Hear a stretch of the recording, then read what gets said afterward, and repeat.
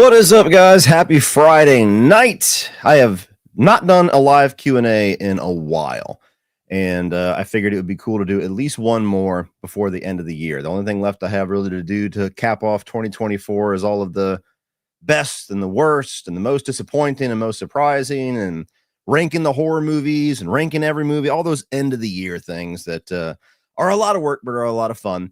So I figured before we turn into a work mode, Cody, and just crank out edited content like crazy over the next couple of weeks, we would just sit and try to relax, enjoy some nice Q&A. So as always, I've put a little pinned comment. Super chats are going to be read first. You know, those are where people have actually paid money to have their question read. So it makes sense. I would prioritize those. So I will focus on those until we get them caught up. Those of you guys that have never been to a live Q&A on this channel before, sometimes they can get a little crazy. So I will try my best to read them in a timely manner, and then I will get to some of the more regular questions. And the only other rule up there, aside from just be respectful and have fun, is just please do not spam the same question over and over and over and over and over again, because that is not going to increase your chances of me reading it. It's just likely to get you muted by any moderators that I have. So with that said, hello, everybody who is here. I see we got Old Reliable Dale here first. There's a reason why he's got that name. Thoughts on Christopher Nolan's next movie, The Odyssey? I mean, Christopher Nolan's one of those guys that I'm always interested in what he's going to do. Him doing a version of The Odyssey would definitely not be my first pick. That's a story that we have seen versions and adaptations of over and over and over again. Not to say that he wouldn't do an awesome version of it, because I'm sure he will. I don't know if it's going to be like a totally faithful, you know, mythological side, or if it's going to be something more of an adaptation like Oh Brother, Where Art Thou? But I don't know. I like the Christopher Nolan that's more on the sci-fi side. I like things like Inception, or, you know, The Prestige is kind of fantasy. But like, I like movies like that. Little twisty, a little original concept. Him just doing an adaptation of something. Much like with Oppenheimer. Everybody loved Oppenheimer. Oppenheimer was great. Can't really take anything away from it, but it's not a Christopher Nolan movie that I would ever rewatch. You know, he does brilliant with everything that he does, but I like seeing the original crazy wild stuff out of him. And I just don't think The Odyssey is going to be that. So it's not an announcement that really excited me, to be honest with you. All right, now let's see. Okay. Keep the change, you filthy animal. Love you, Cody. Appreciate it, man. Yeah, who watched Home Alone and Home Alone 2 over the last couple of weeks? I know I did a couple of times. Ever been to Horror Hound in Cincinnati? Cool convention. Met Melissa Barrera a few months ago. I'm going to meet Terrifier cast. Awesome. I hear Melissa is great, and I can tell you that everybody that I have met from Terrifier is outstanding, so you'll have a good time meeting them. No, I've never been to Horror Hound. The only horror convention that I've ever been to, surprisingly, is Mad Monster in North Carolina, and I'm going there again in February. They're going to have Robert Englund and Brad Dourif there, among other people. But yeah, for somebody who's had a horror channel for over 8 years, this year still was the first time I went to a horror convention. So no, I'm going to plan to branch out. Actually, that's not true. I went to Terror Traders Gathering of the Ghouls just a couple of months ago. So technically 2 of them. But yes, I'm going to try to do more of that stuff this year if I can. Much love, 31 on 31 update. It's probably going to be in the first week of January. So likely maybe like the 4th or the 5th. That's a Saturday or a Sunday. There were a lot of difficulties. So like right after Halloween, it gets difficult because you have the holiday season. So you have Thanksgiving, you have Christmas, of course. Sean was traveling back and forth from LA. Charles had just moved to the UK. I had a ton of shit going on. So this year we were just abnormally busy as a group. And then of course you had like election season and everything, there was a lot of craziness going on online. And so a lot of us were kind of just decompressing and getting away from online beyond what we had to. So all that kind of mixed together kind of put a little bit of a delay on it. But yes, we talked about a week or so ago. We all got together and agreed to try to hammer out a date in that first week of January, which will most likely be on the weekend. So January 4th, January 5th, tentatively. I'll make an official announcement once we have all kind of like stamped approval and given the thumbs up. But we should get it within that time. And we already have both of the themes for next year planned too. So you'll at least hear an announcement for one of them. Have you ever planned to do a Sons of Anarchy series review? No, I have had on Patreon, I have had no less than a dozen times where somebody for the Patreon pick has nominated Sons of Anarchy series ranking, and it has almost won every single time, but just never quite gets there. Give it a couple of years, and maybe I'll be thirsty to kind of go back and do a Sons of Anarchy rewatch, and maybe I'll do a review series. I'm not sure. It's hard because the demand for that would not be very high. When I did Breaking Bad, I did that because I love the show, but that wasn't a super successful review series. So unless the show is currently running, there's usually not a whole lot of demand for a review series. And so going back and doing like retro stuff is fun sometimes, but it's a lot of work for not a whole lot of return. So sometimes you kind of have to make that as more of a business decision, but never say never. We'll see. Maybe if they do like a revival series, Jax's Resurrection or some crazy shit, who knows what they got planned. Maybe I'll do one. When did you realize you had a following or becoming more popular, and what was that like? I don't know. I mean, it felt like there was some steam in the engine in that first year. Like there was a couple of months where it just kind of felt like I was just doing whatever and just goofing around. And then really once I started to focus on horror franchises, I started to notice a lot more engagement and felt like I was building more of an actual like consistent audience. So I would say the first time that I felt like I was actually starting to gain somewhat of a following was probably between 9 months and a year in, sometime around whenever I linked up with the guys in Scream Stream, and we all started to kind of share a lot of the same audiences and we're being mentioned alongside each other. And that was like, oh, I'm a part of something. Like, to me, I think that was probably the first time. As far as like becoming more popular, I don't know where in my career I felt like, oh wow, like this is going crazy. I don't know. Yeah, so it's always kind of had forward momentum. I think it was probably pretty early on where it was like, oh, maybe, I don't know, maybe this isn't just a hobby. Maybe I can do something with this. And what was that like? I mean, I'm not really somebody that's ever like responded to it in a negative or a weird way. Some people get a little big headed. For me, it was always just, it was cool. It was fun. So what was that like? It was just fun. It was just cool being able to meet people, talk with people, see the same names over and over again in live streams and stuff. Howdy, Cody. Hope you had a good Christmas period. Any upcoming video games that you're excited for in 2025 or your standout game from 2024? Did have a good Christmas. I hope you had a good one too. 2024 was kind of a lackluster year for games for me. I know there was a lot of big ones, but it was mostly in genres that I'm not really that fond of. So really the only two games that stood out to me was Silent Hill 2 and the Indiana Jones game that I'm currently playing. And neither one of those are like 5 out of 5 awesome for me. They're like, oh, these are fun. So it's been kind of a lackluster year. As far as next year, let me see, 2025 video games, because I don't know what the hell's coming out next year. Metroid Prime 4, that'll be fucking awesome if that actually happens. Assassin's Creed Shadows. I'm so burnt out on Assassin's Creed. Metal Gear Solid Delta Snake Eater. Even though it's a remake, I'm very excited for that one because I'm a Metal Gear Solid whore. Doom the Dark Ages look badass. Let's see here. Terminator Survivors. I don't know what that is, but I'm always interested in Terminator shit. And we'll stop there so I don't spend too much time on this. But of all of those, I would say that Metroid Prime 4 and Metal Gear Solid Delta would probably be the two that catch my eye the most right now. But we'll see. Hopefully it's a better year than this year. What is your favorite Unforgiven song by Metallica? Probably the first one. I really like the first two. The third one's is pretty good too. I'm not a hater of any of them. But the first one's just, aside from the fact that it's overplayed, the first one's a great song. I like the second one, how it kind of deconstructs the arrangement of the first one and kind of makes it a little bit more Southern rock. So I really have always enjoyed that one.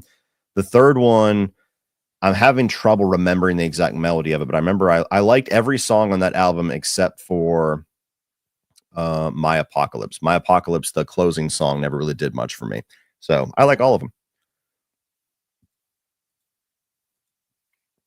And you're unforgiven too. Do you think the ship has sailed on a sequel series to The Shield? Has too much time passed for people to care? I don't think too much time has passed for people to care. People are always going to care as far as the fan base. I just don't know if the necessary people have enough passion for an idea that would make sense to get everybody back together. I think it would be very interesting. It would kind of write itself to have Vic Mackey in today's society where, all the shit that he was doing in the original series wasn't allowed and certainly was frowned upon at the least. But have him in today's society where cops are certainly under high scrutiny with, YouTube videos and TikToks, and everybody pulls out their phone every single time a cop comes to the window, and, the Black Lives Matter movements and all that kind of stuff. So I think it would be very interesting to see that character in today's climate. And from there, it's just a matter of finding an actual story. So I hope so. I think that The Shield it's time. I think it's prime for a revival. At the same time, though, it's a show that ended perfectly. So if we never get one, I'm not like upset or disappointed. There's not like a whole lot left unturned by the end. That is, there's very few shows that stick the landing as brilliantly as The Shield does. So I also would understand the side of it where they're like, look, we feel like we knocked it out of the fucking park and we don't really want to test fate again. So The Shield is what The Shield is. But yeah, I'd be very excited about that. If you could visit any country for its food, what would it be? Italy, for sure. Italy. I'm Italian food and Mexican food are my top two.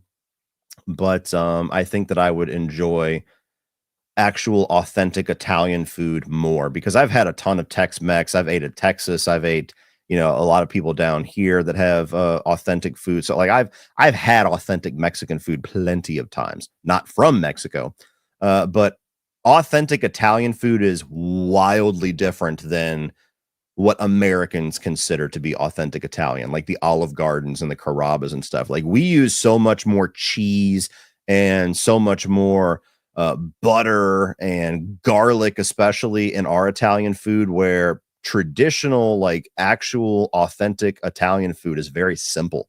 It's very basic. There's very few ingredients involved, like Alfredo sauce. Like the actual true authentic Alfredo sauce is just butter and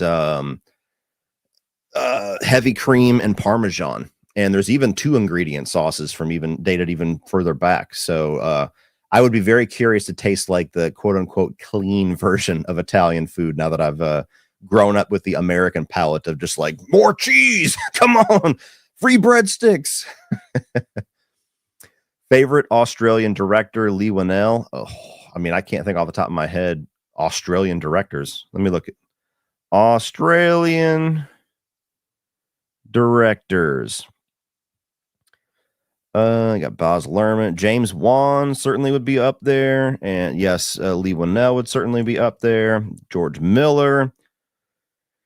Alex Proyas is a good one.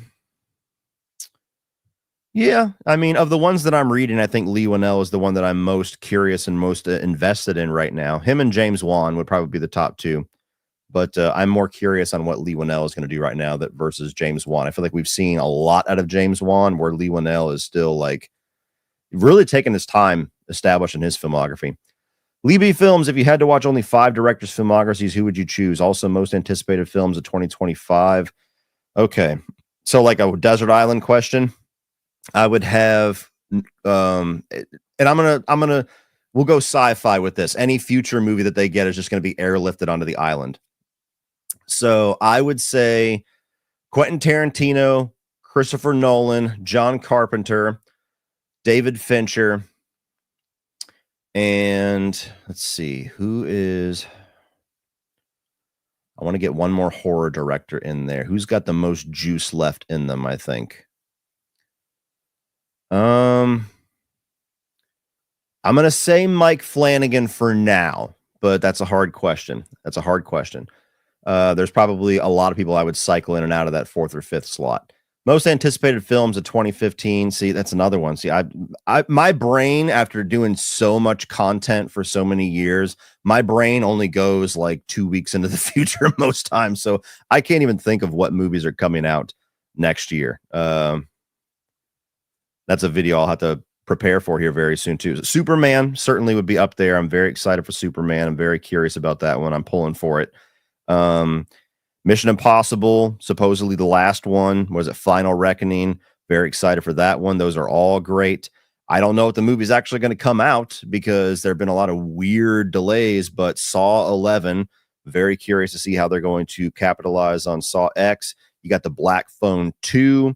28 years later is certainly very high up there. That's probably top 2 for me. The Wolf Man, super excited about that one. That one's actually going to be my birthday movie. I'm very curious about Sinners, but I need to see a little bit more. That's the vampire movie with the 2 Michael B. Jordans. That's directed by Ryan Coogler. I don't know why I said Brad Coogler. Let's see. Is Avatar 3 really supposed to come out next year? That's interesting. Nobody 2. Fuck yes. That was my favorite movie that year. Wasn't many people's favorite, but it certainly was mine. And we'll stop there so I don't spend too much time on it. But yeah, any of those are really high up there for me. And I'm mildly curious on what they're going to do with this Jurassic World Rebirth or whatever the hell it's called, just because they're swearing up and down it's going to be more like the original films. It's like, okay, we'll see. We've heard that before. Jason Carpenter, Cody Bummer on Batman 2 getting pushed back 2027. Yeah, I know. It's actually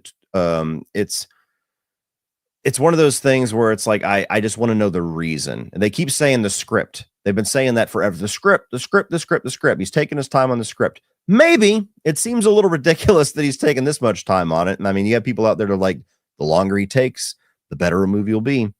Maybe, but it's very unusual to have a 5-year turnaround for a movie that big. I just really hope the reason is not we're waiting to see how Superman does and decide if we want to integrate these 2 worlds, because I don't want that at all. But yeah, super fucking bummed about that. It was already felt like it was an eternity waiting until 2026. Now it's a full year later. Favorite physical media release of 2024. I can actually grab it.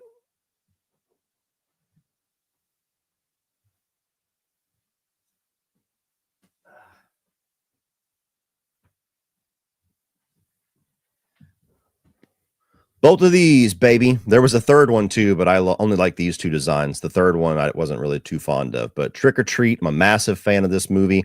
Still have yet to review it.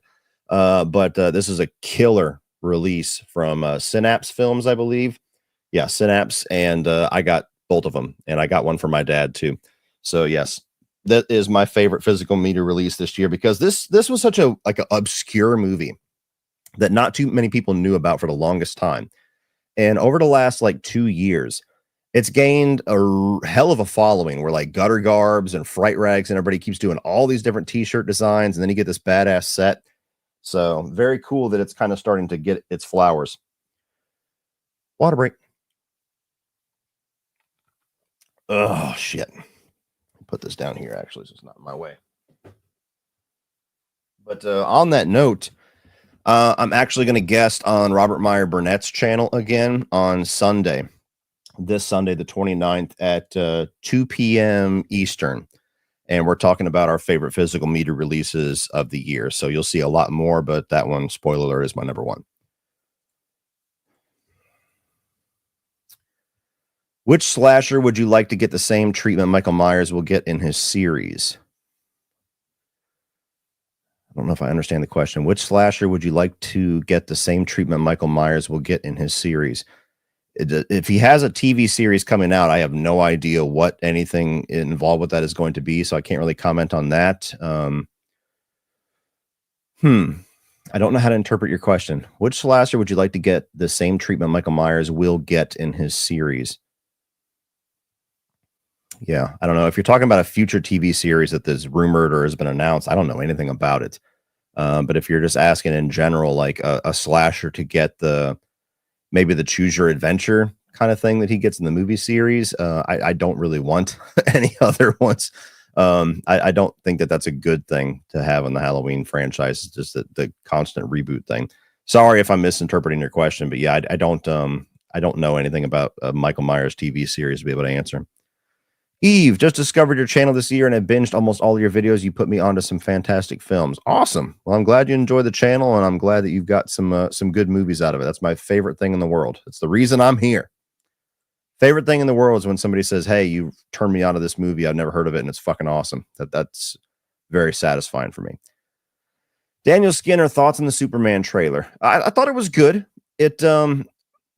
It's complicated for me because I have never been a Superman fan until Man of Steel. Even as a kid, I always felt like Superman was too powerful. He always kind of bored me with how many powers that he had. It felt like he had a utility belt of powers for everything. Freeze breath and laser, and he could see through shit, and he could fly, and he's, you can't hurt him, and he's super strength, and he's fast as a speeding bullet. And it was just like, Jesus Christ, does he have power for everything? So as a kid, I always thought that was boring. I always gravitated more towards like Spider-Man and Batman, more the broken characters. And it wasn't until Man of Steel that I saw a version of Superman where I was like, hey, I like that. It's more grounded, it's a little more gritty. Now, I know a lot of people don't like Man of Steel, and that's fine. I still have yet to watch the Christopher Reeve movies. I plan on watching them for the first time and doing a ranking when this new Superman comes out. But obviously, they're going back more to a classic Superman with the red trunks and the more hopeful and a lot more campy, and with the dog and everything. And I trust James Gunn because I like everything that he's ever done. I think that that's probably the right move for the character because it seems most fans want that. And I think that the superhero genre could use something like that now. I think that the dark and gritty has kind of ran its course, and now it's time to kind of go back and go with something a little more classic for a bit. But as far as the trailer, I think that Corn Sweat looks great in the suit. I'm intrigued with Crypto. I don't know, that could go very easily into some stupid territory for me, but we'll see. I think that uh, I'm curious, and I'm on the fence about having all of the different heroes there. Like they have Hawk Girl, they have Green Lantern, and everybody. And I like the notion of it's already a lived-in world, and there's already pre-established characters, and we're just gonna, Superman's gonna kick off this greater universe, but there's already heroes there. It's not like Man of Steel where nobody exists until Superman. But it also looks like it could very easily be overstuffed with the amount of characters that are in it. Now, James Gunn has said numerous times that it's not going to be, that Clark and Lois are the focus of the film, and I trust him. So the trailer was good. It didn't increase my excitement, but it certainly didn't lower it. So we'll see. Do you have any concepts for an original horror movie in our franchise? Thanks, Cody. Yeah, I've had an idea in my head for a couple of years now that I'm hoping in 2025 I'll have a chance to actually sit down and write out, where it's evolved a little bit, but essentially it's a vampire movie, but I want to go more on the dramatic side of things, where I want to have basically a story of a father and a son where the father has been bit by a vampire and the son has to try to help take care of him, similar to how an alcoholic father would be, where he only kind of seems like he functions while he's drinking, and the kid has to kind of be the adult in the situation. So think about like a situation where, the family gets attacked by a vampire, and the only survivors are the dad and the kid, and the dad was bit.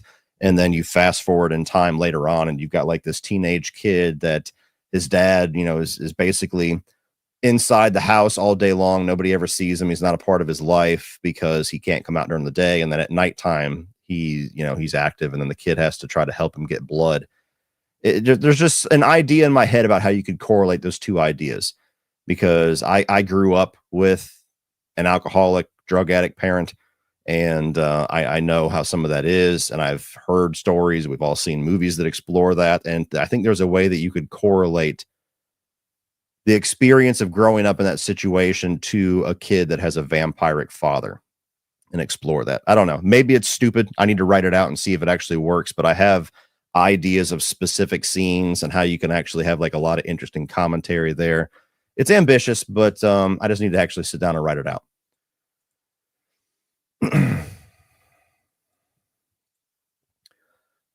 Same question. Well, I'm glad I'm in a different room. Paid $2 to tell me that. Always wondered if you had the thing, hates fire versus the blob, hates the cold, were to fight, who wins? One assimilates, one just consumes. I don't know. It's a good question. I don't know how they would react to each other's body chemistry. Like, would the blob absorb the thing, or while he's absorbing the thing, would the thing assimilate him? I don't know. That would be interesting. That would be interesting for sure.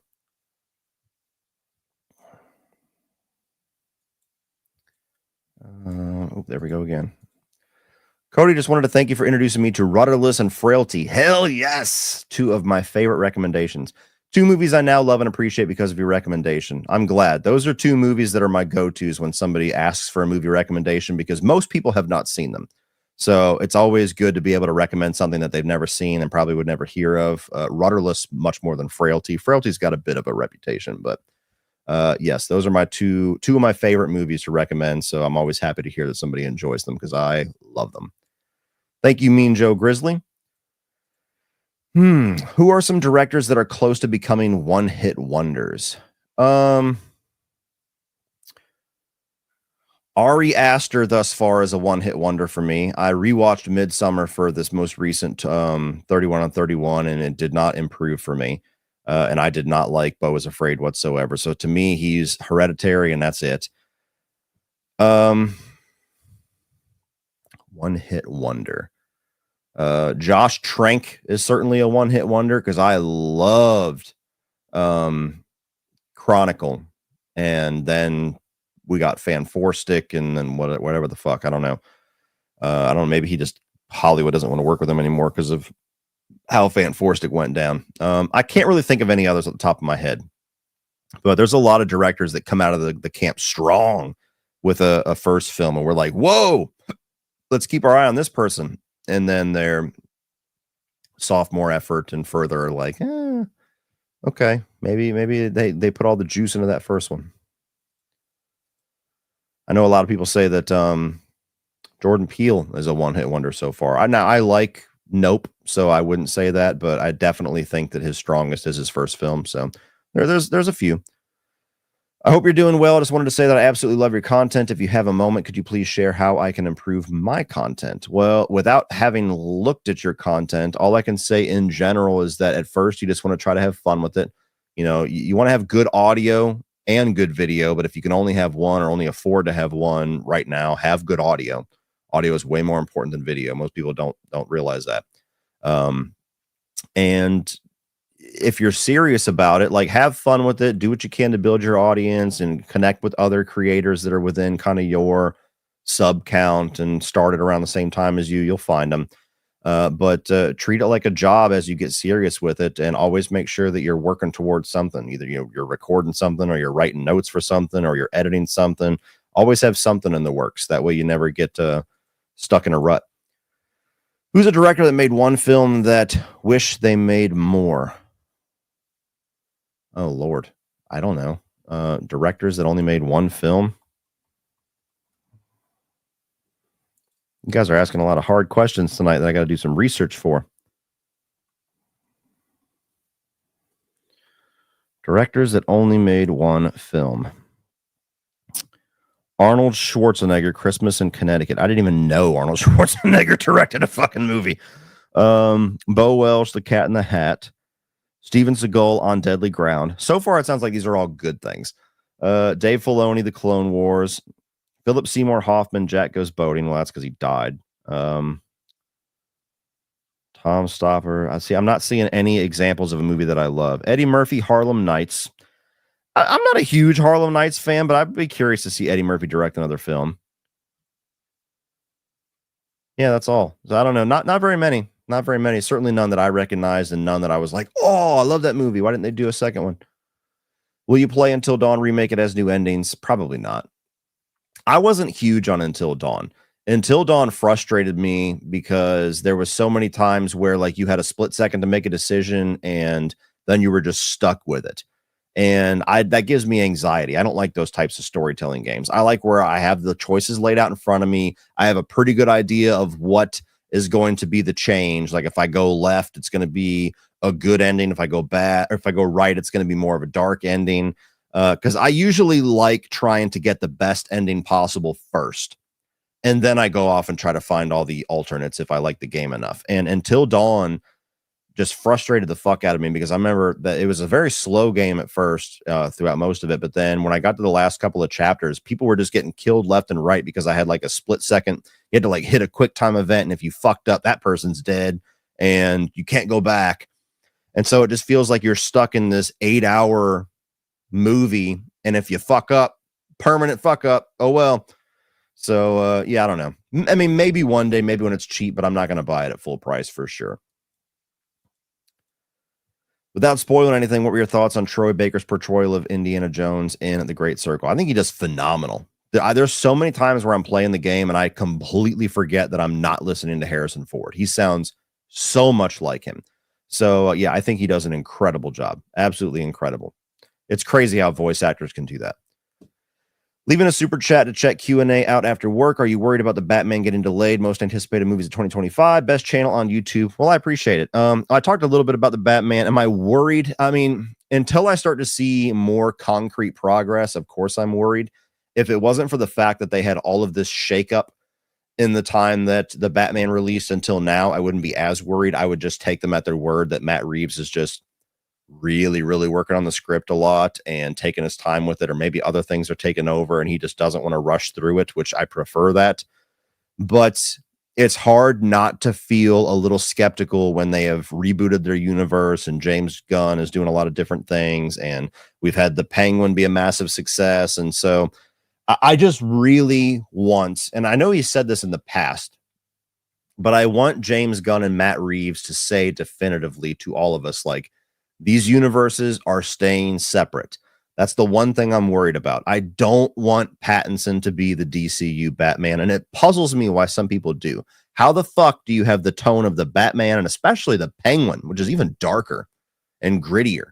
How do you want that to be the same world where you have a fucking flying super dog? They don't mix.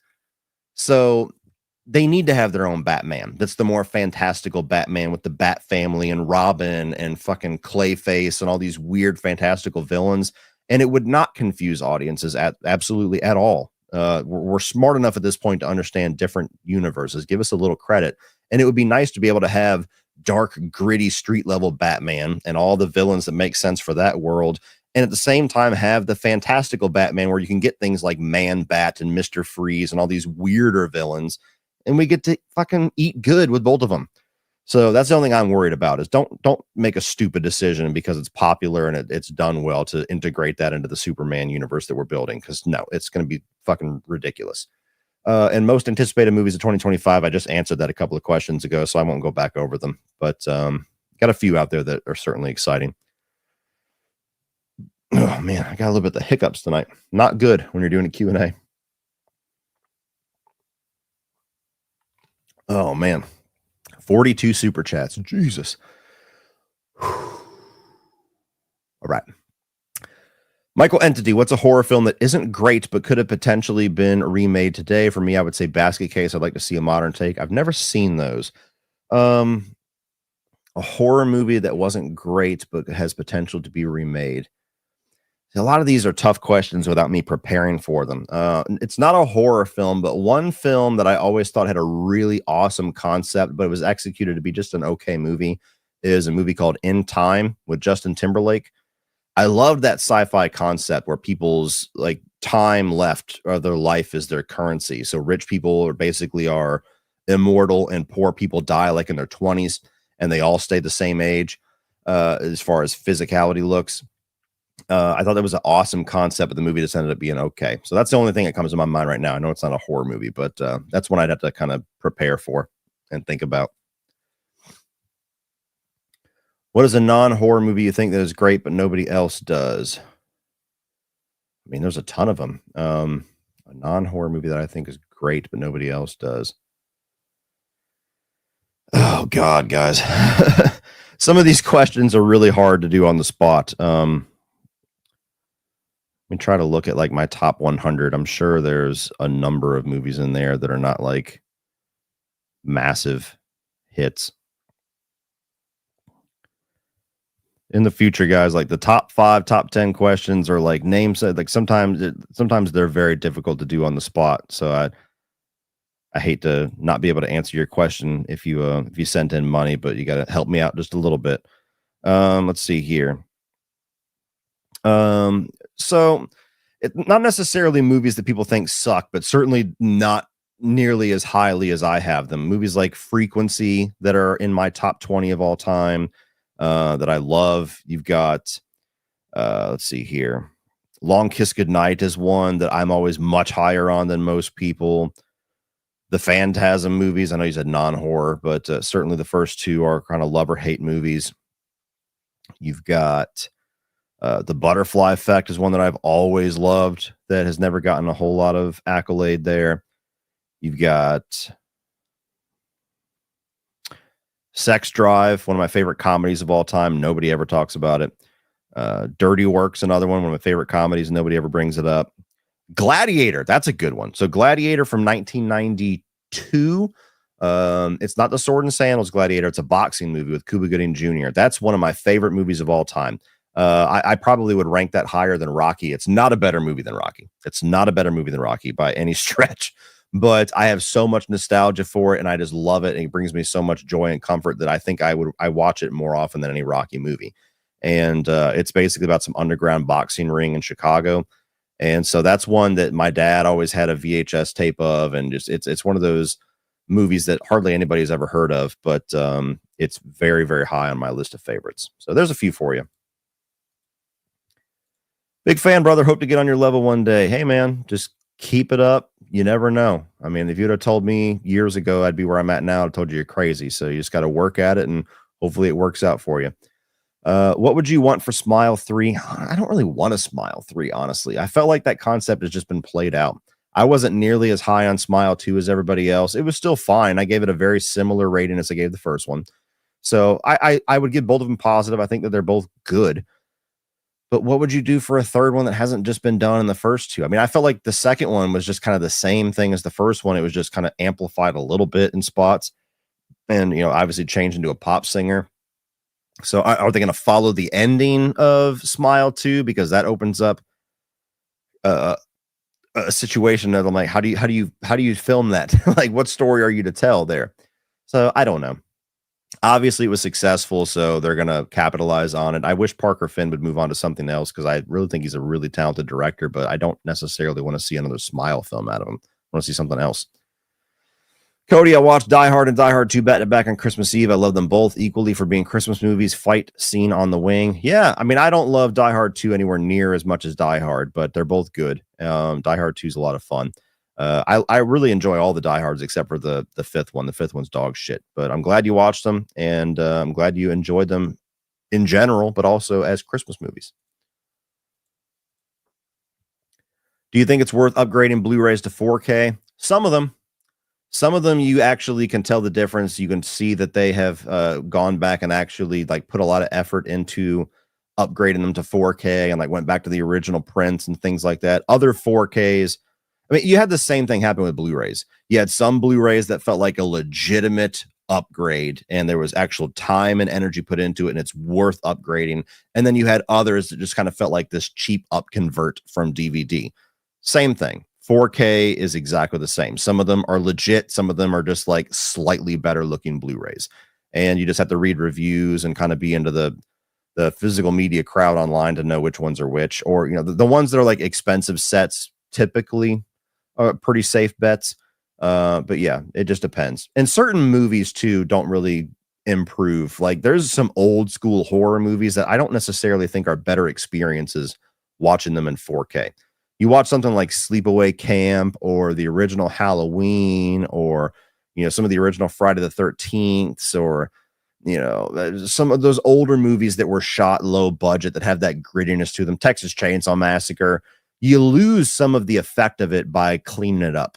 You know what I mean? You lose some of the grit, some of the grain. You see some of the stuff like in Sleepaway Camp, there's an effect where there's a dream sequence where it's supposed to be Angela standing in this lit doorway, and it's actually Ricky wearing a wig. And the lower grade versions of the film, you can't tell. It's just like this nondescript look like Angela. In the Blu-ray, you can see very clearly that it's Ricky wearing a wig. So there's certain movies that that don't necessarily have a better experience by watching it in 4K. Hi, Cody. Thank you for everything. Hope your Christmas is great. Could you name 5 remakes better than the original in terms of movies? I mean, I'm pretty unpopular opinion. I like a lot of remakes better than the original. I like Texas Chainsaw, Amityville Horror.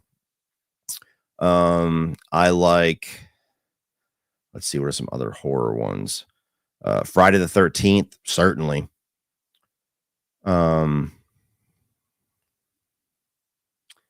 Speak No Evil was one that came out this year that I preferred that remake. I'm focusing pretty much all on horror because can't remember any like non-horror ones that are necessarily better. Fuck, I know there's probably another one. Oh shit, what else came out from Platinum Dunes that everybody hates that I'm the weirdo that likes?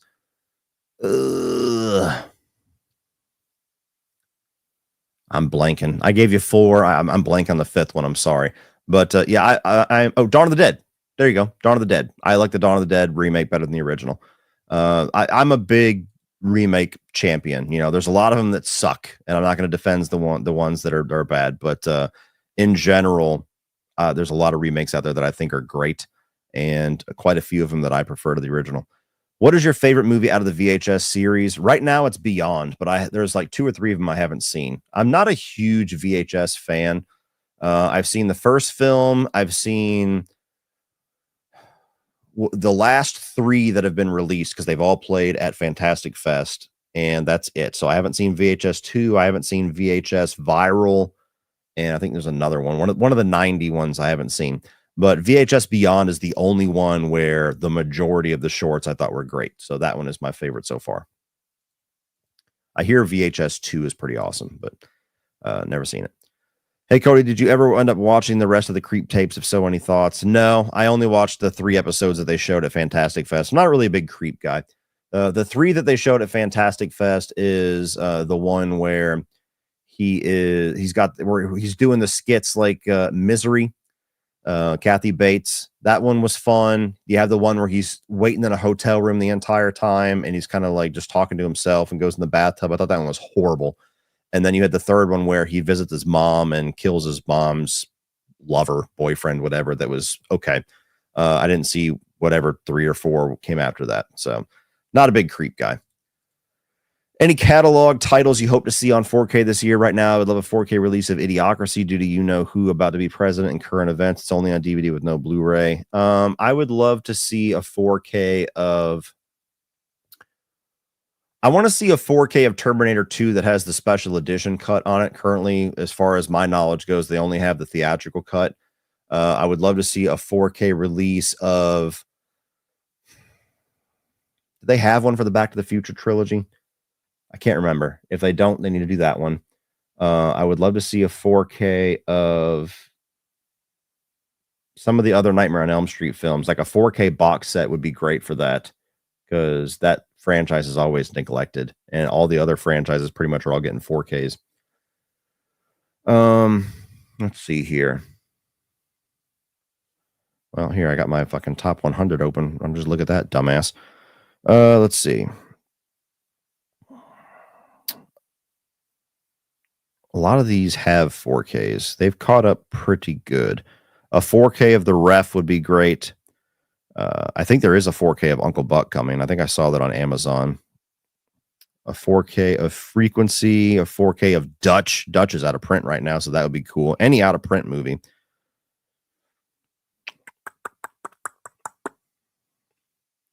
Let's see. I saw they had a special edition thing of 7 coming out soon. Yeah, I can't really think of any others, but certainly anything that's out of print would be great, because that just gets frustrating. Any bad celebrity experiences? Not really. Not as far as ones that I've met in person, like cons and everything. The worst experience that I've had at cons are people that just feel a little tired. Like maybe they've met a few too many people today and they're kind of just out of people juice, or they're not necessarily the big outgoing personality that is signed up to do this. And so they're not as talkative. They're not as outgoing as some others. Like Katie Seagal was pretty quiet when I met her. Gina Davis was pretty quiet when I met her. There's been a few others. When then you compare it to something like Henry Winkler, who's just so friendly and outgoing, and Anthony Michael Hall, and a couple of the horror people that I've met that are just awesome. Like Tom Matthews was great. So that's really the worst experiences that I've had, which I don't really hold against them. It's just people that's just not necessarily their personality in person, or they're just wore out, which I can totally sympathize with. The only bad celebrity experiences that I've had, and it's been very few, is like a few of them mouthing off on Twitter and things like that. But you know, you never know if that's actually the real person, if that's just the fucking person that comes out behind the keyboard, and we're all guilty of that. Chris, $2, appreciate it. Hey, as a guy who's investing in writing, any tips? I mean, I'm not a writer, so I'm not really a good person to ask. I would say just get yourself a good laptop, um, a good office space where you can actually be comfortable. Whether that's an office chair or maybe just like a recliner somewhere where you could sit back and write. You want to be comfortable, otherwise you're going to be motivated to get the fuck out of that space. So it's pretty simple as far as my limited experience goes. Just something reliable technology wise to type on, or a comfortable spot to do it in. But I don't have a whole lot else for you there, unfortunately. Hey, Cody, huge fan. You make the days more enjoyable and comforting. If you could only ever play the OG RE4 or the remake, which would you choose? I mean, I love them both. Thank you, by the way. But I love them both. And not to say that I don't ever see myself getting nostalgic and wanting to pop on the original RE4 just for, some nostalgia. But with the existence of the remake and the remake being so phenomenal and being 95% of the original game plus more, I I doubt that going forward I'll play the original very much. If I get the RE4 bug, I'm just going to play the remake. So if I had to choose one right now, it would be the remake. But I love both of them. I've played the original RE4 more times and completed it more times than any other game in history. When GTA 6 comes out, I already told my boss I'd be taking a week vacation. He said that is a perfectly acceptable reason. Good, your boss is a gamer. Yeah, I mean, I kind of fell out of love with GTA. I used to be a GTA whore back in the day. I was there when GTA 3 came out, and then Vice City came out, and then San Andreas came out, and it was like, this is the greatest game franchise ever. And then GTA 4 is where I kind of fell out of love with it, where I was super hyped for it. I bought a PS3 just so I could play GTA 4. I used like most of my graduation money just to get that game. And at first I was like, this is the greatest thing ever. And then I just kind of the honeymoon phase fell off, and I was like, yeah, it's pretty good. And then it's the only GTA game I never went back and played again. And then years later, GTA 5 comes out, and this is also with the release of Red Dead Redemption and Red Dead Redemption 2. In between all of this, you get to GTA 5, and I played it for probably like 4 or 5 hours, and I was just like, I'm fucking bored with the GTA model. Like, they're all kind of the same. Like, this and Red Dead Redemption is just GTA on horses. I know people get pissed when I say that because they love the story and the characters of Red Dead, which I understand. But gameplay wise, they're all cut from the same cloth. It's all drive to this place, go talk to this person, and then they give you a second objective, and you drive over there and do this thing and talk to this person. Then you go turn the mission in or whatever, over and over and over again. And you get a few really badass standout missions, and you get a whole bunch of busy work. So we'll see if GTA 6 is this massive improvement on that. Maybe it's been long enough where I'll play GTA 6 and I'm like, hell yes, I'm back. But I have really kind of worn thin on the GTA model, the GTA clones that came out with it, like Saints Row and everything else. Just the open world drive around, do missions shit. I feel like I've played enough of those games to last a lifetime. Hey, Cody, hope all is well. So when it comes to Jim Carrey films, what are your thoughts on his film, The Eternal Sunshine of the Spotless Mind? I did not watch that film for a very long time because I was at an age where I was not ready for dramatic Jim Carrey. I thought it was weird that he was doing these things. I was like, dude, what the fuck? Like Liar Liar 2 or something. Come on.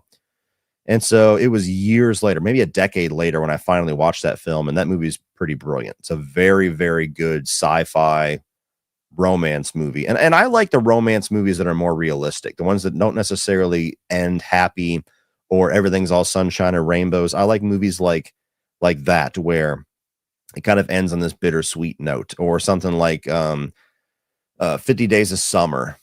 Is that what the title of it? 50 Days of Summer, the one with Joseph Gordon-Levitt, where it's more realistic. Things aren't all happy-go-lucky and sunshine and rainbows when it comes to romance and relationships in real life. So I like art to kind of stick to that. And so, yes, I love Eternal Sunshine. That's it would be in my top 10 Jim Carrey movies if I was to rank them, which I believe I have. Fucking Mary Kill. My wife is awake, god damn it. Oh, and you got my wife in there, you son of a bitch. Okay, well, let's see. Fuck Mary Kill. I feel like all three of those with my wife every single day at different points. Don't we all? It's like I love you, but fucking yeah, I'm not gonna answer that question, man. I'm sorry. I know it's a fun question, but I don't want to disrespect my wife by answering that. My wife is the one and only for me. Are you a fan of Michael Mann, the director? If so, do you plan on doing a review series for his best and worst films in the future? Love your content, Cody. Thank you. I mean, I like some Michael Mann movies. I haven't seen all of them, but that's like I love Heat, obviously. Headhunter. Is it Headhunter? Shit, Manhunter, not Headhunter. Manhunter's good. I saw the what's the one with Russell Crowe with the smoking and Al Pacino?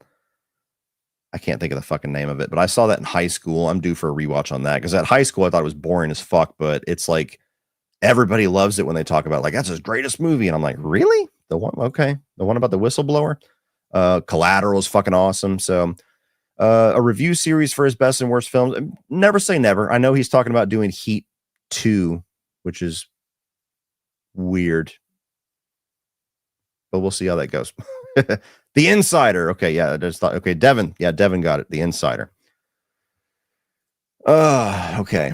Are you excited for the new Predator movie? I trust Dran Trachtenberg, but I'm keeping my expectations in check. Yeah, I feel like they cracked the code with Prey. I feel like they figured out, okay, this is how we do this. Not adding all this weird sci-fi shit and making $100 blockbusters. It's simplicity. So, yes, I trust both of the Predator movies that they're making right now are both going to be awesome. I'm excited for them. Do you watch Sean Clark Horror's Hallowed Grounds? I do not. I am familiar with who Sean Clark is, but I have never watched his YouTube channel or any of that other stuff, though.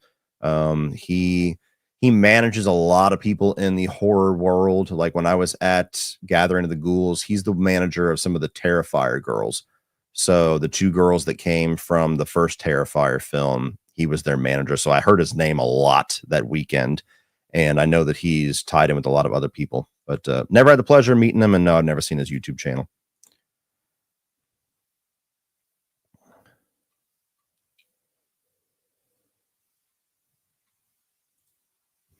Do you intend to follow the Halloween hot takes video with other slashers? I have some Freddy and Jason takes. Absolutely.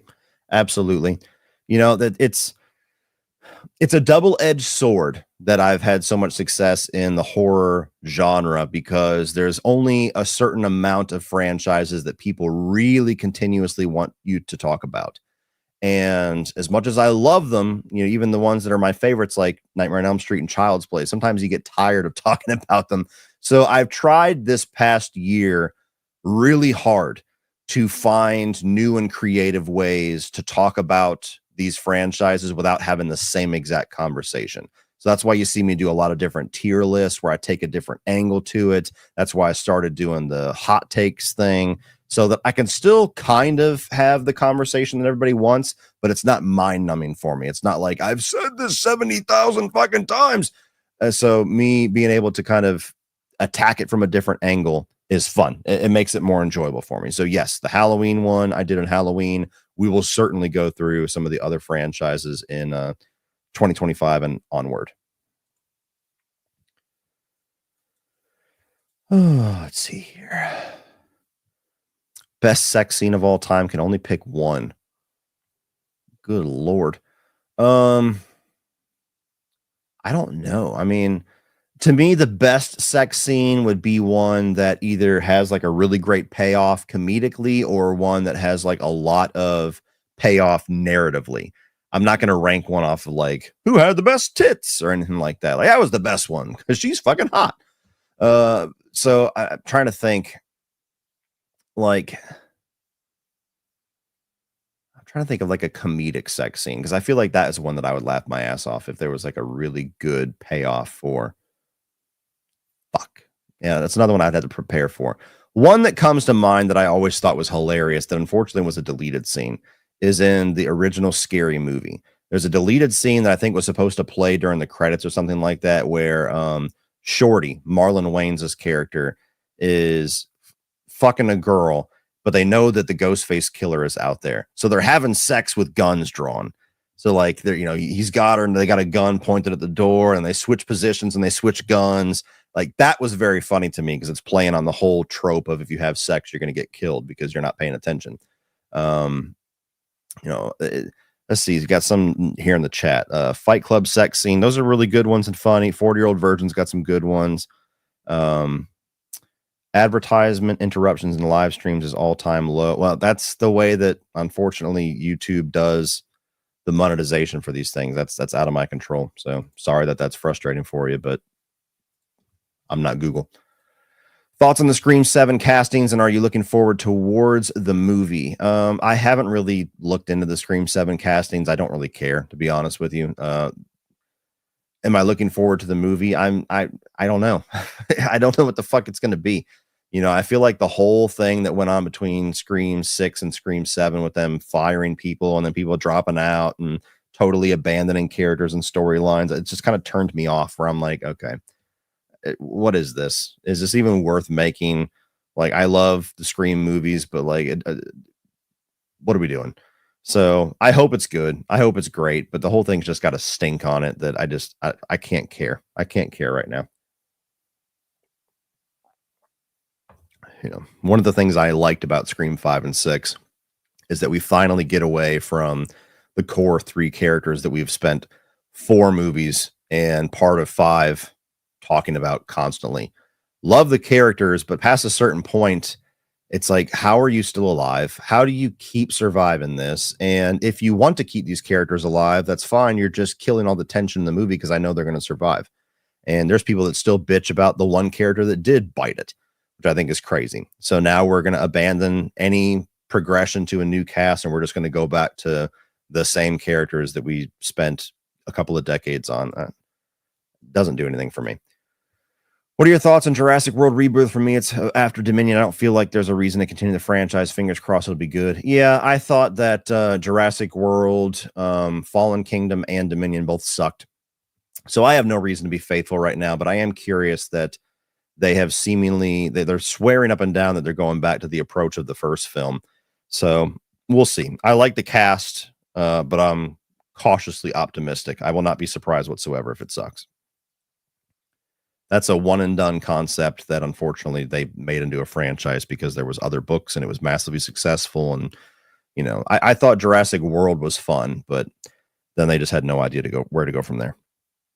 How would you approach rebooting Friday the 13th? I love the old movies, but I love the reboot as well. As a Friday the 13th fan, I want to see someone do it justice.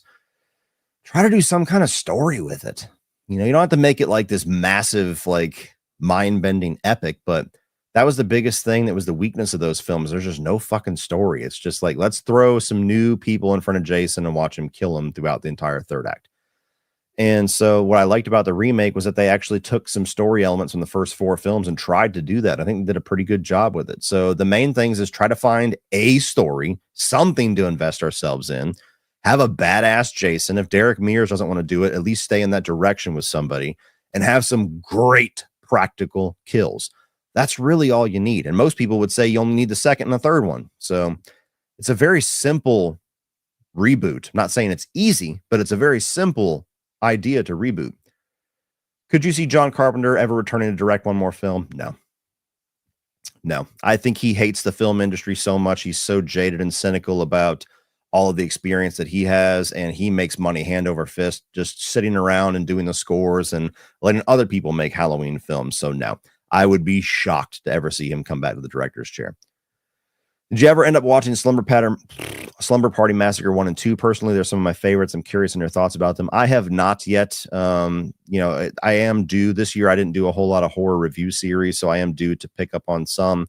So we're going to do a Final Destination one this year because there's a new one of that, and maybe I'll do Slumber Party Massacre. We'll see. But no, I have not had a chance to watch them yet.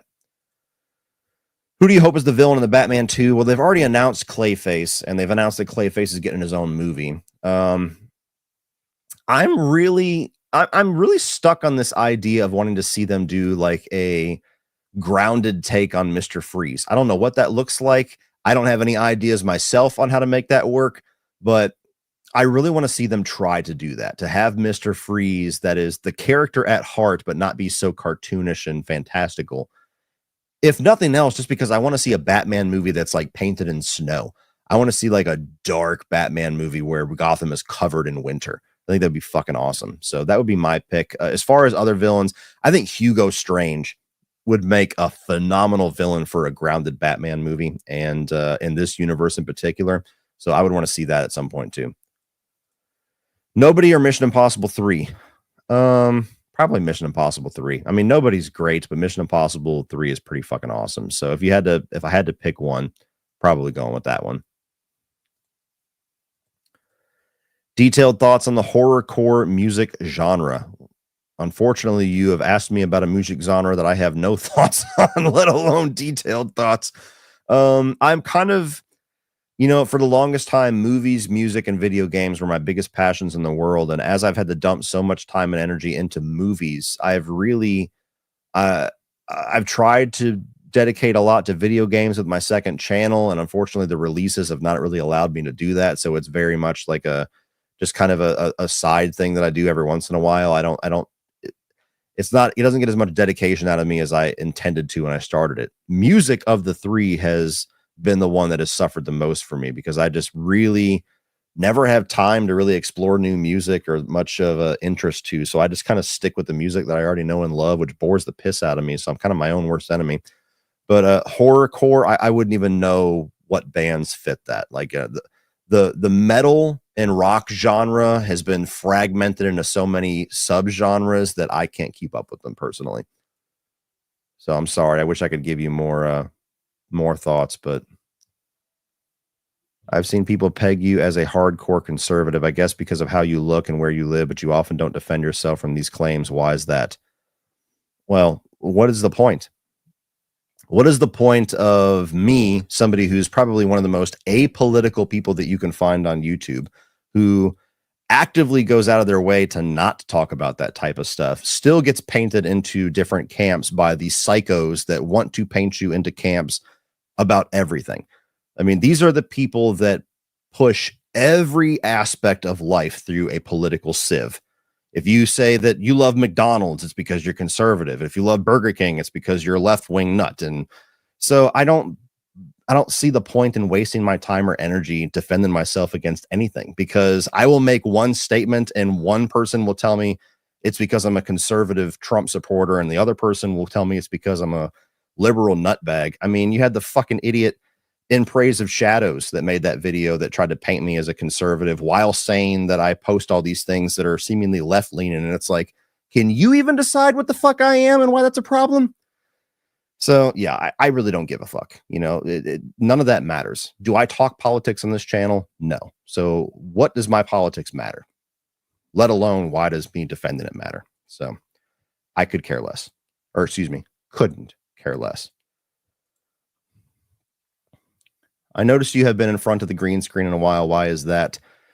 I mean, just this time of year, it's just because I'm extremely busy and I have been tired as hell with all the things that I've been doing at the house, as well as YouTube and everything else. So it's much easier to just sit here and do a video while I'm sitting and I'm able to relax versus standing up and moving around. So that's one of the reasons. The other reason is because I significantly, excuse me, I much approve. Okay, I need to take a drink of water. I'm reaching a short circuit stage.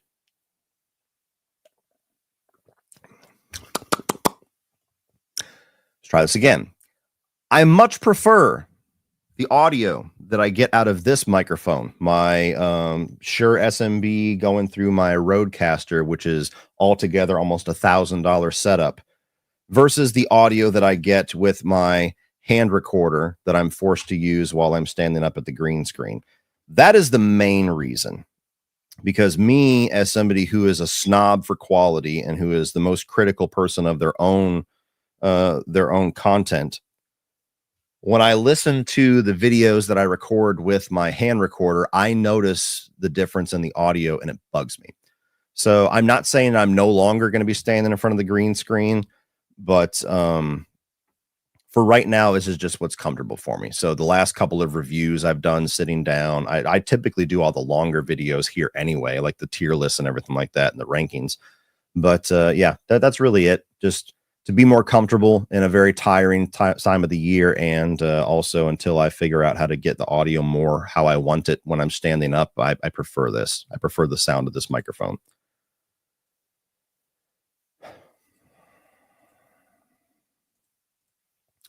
I had low expectations for Dexter Original Sin, but it's really not bad at all. I'm enjoying it quite a bit. It has the energy of the original show. Yeah, it's okay.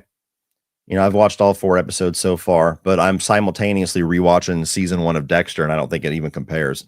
So, is it as bad as I feared? No. Is it as good as I hoped? No. I think it's okay. I think that there's some things that are really interesting and strong about it. I think there's a lot of other things that feel rushed and feel unnecessary about it. So, it's okay so far. Can we have a slasher icon emerge without sequels? Not really. No. I mean, I can't think of any that have just a standalone movie, because if they're that status of popular, they're definitely going to have more movies. I mean, you think of something like Cropsy from The Burning. I wouldn't call him an icon. Very few people would. People tried to say that Art the Clown was and Terrifier, but they also were very confident we were going to get more Terrifier movies. I don't think Art really became an icon until Terrifier 2, and that popularity just exploded, and even more so with Terrifier 3. So unless somebody has an example of somebody that is hailed as an icon with just a one and done movie, I don't think so. Timothy with $2. Thank you. Hey, Cody, love the channel. Rank these upcoming sequels by anticipation. 28 years later, Final Destination 6, Saw 11, and Scream 7. I would say...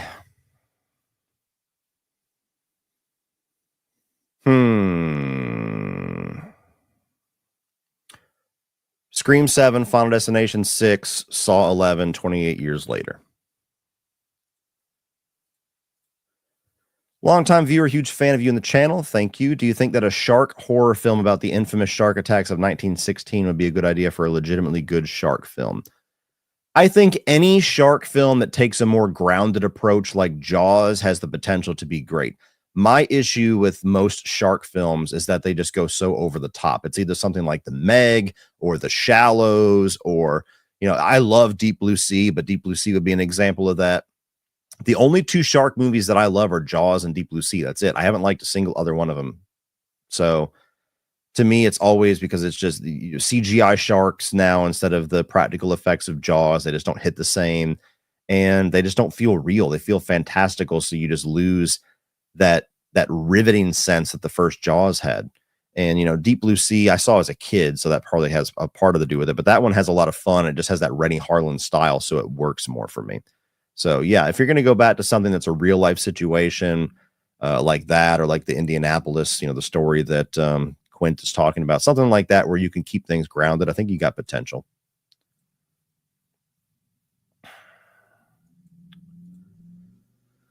What do you think the Until Dawn movie will be like? I'm assuming a hacked down version of the game, which is probably going to be better for me. I'm probably going to enjoy the movie quite a bit. The game was good, but there was a lot of sections that were just really stretched out walking sims. And so, yeah, I don't know. I don't know if it'll be good or not, but I think the approach will probably have more potential for me to like it.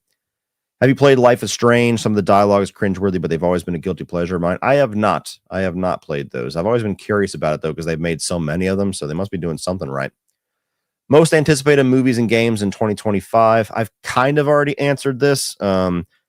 Games would be Metal Gear Solid Delta, Snake Eater, and Metroid Prime 4. And movies, you have like 28 Days Later, Nobody 2, Mission Impossible, Final Reckoning, Black Phone 2, The Wolf Man, just off the top of my head. Question for you about A24's X. If RJ accepts Pearl's pass on him, or is it at least a bit more kind to her, does she and Carl still attack the group? I don't know. I mean, it's hard to say. We didn't see it play out that way. I mean, she seemed like she was just looking for any kind of physical affection, and she eventually got that, and they were still killing motherfuckers anyway. So probably there would still be some carnage. Psycho is going to psycho. Not a question. Glad I met you at Mad Monster Ball. Hey, appreciate it, man. It was good meeting you as well. Are you going to be going again in February? Because I will be there Friday and Saturday.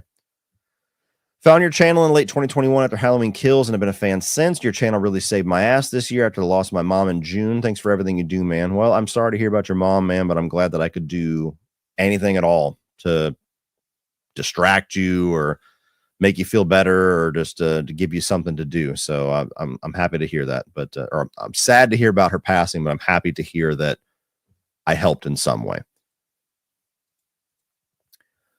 Hey, Cody, are you familiar with the film Life starring Martin Lawrence and Eddie Murphy? If so, do you like it? Pretty good movie, I'd say. I watched it when it first came out, and I think I was too young to really get the humor, so I didn't like it as a kid, and I've yet to revisit it. What year did that come out? 1999. Yeah, so I was 9 years old. So I remember laughing at the part where Eddie Murphy takes off in the plane and then it crashes. That was the only laugh I got out of the whole movie. So I'm due for a rewatch on it. All right, trying to burn through some of these super chats. I'm still sitting at 31 of them, so I'm going to try to get them down to a manageable size so I can start getting some regular questions too.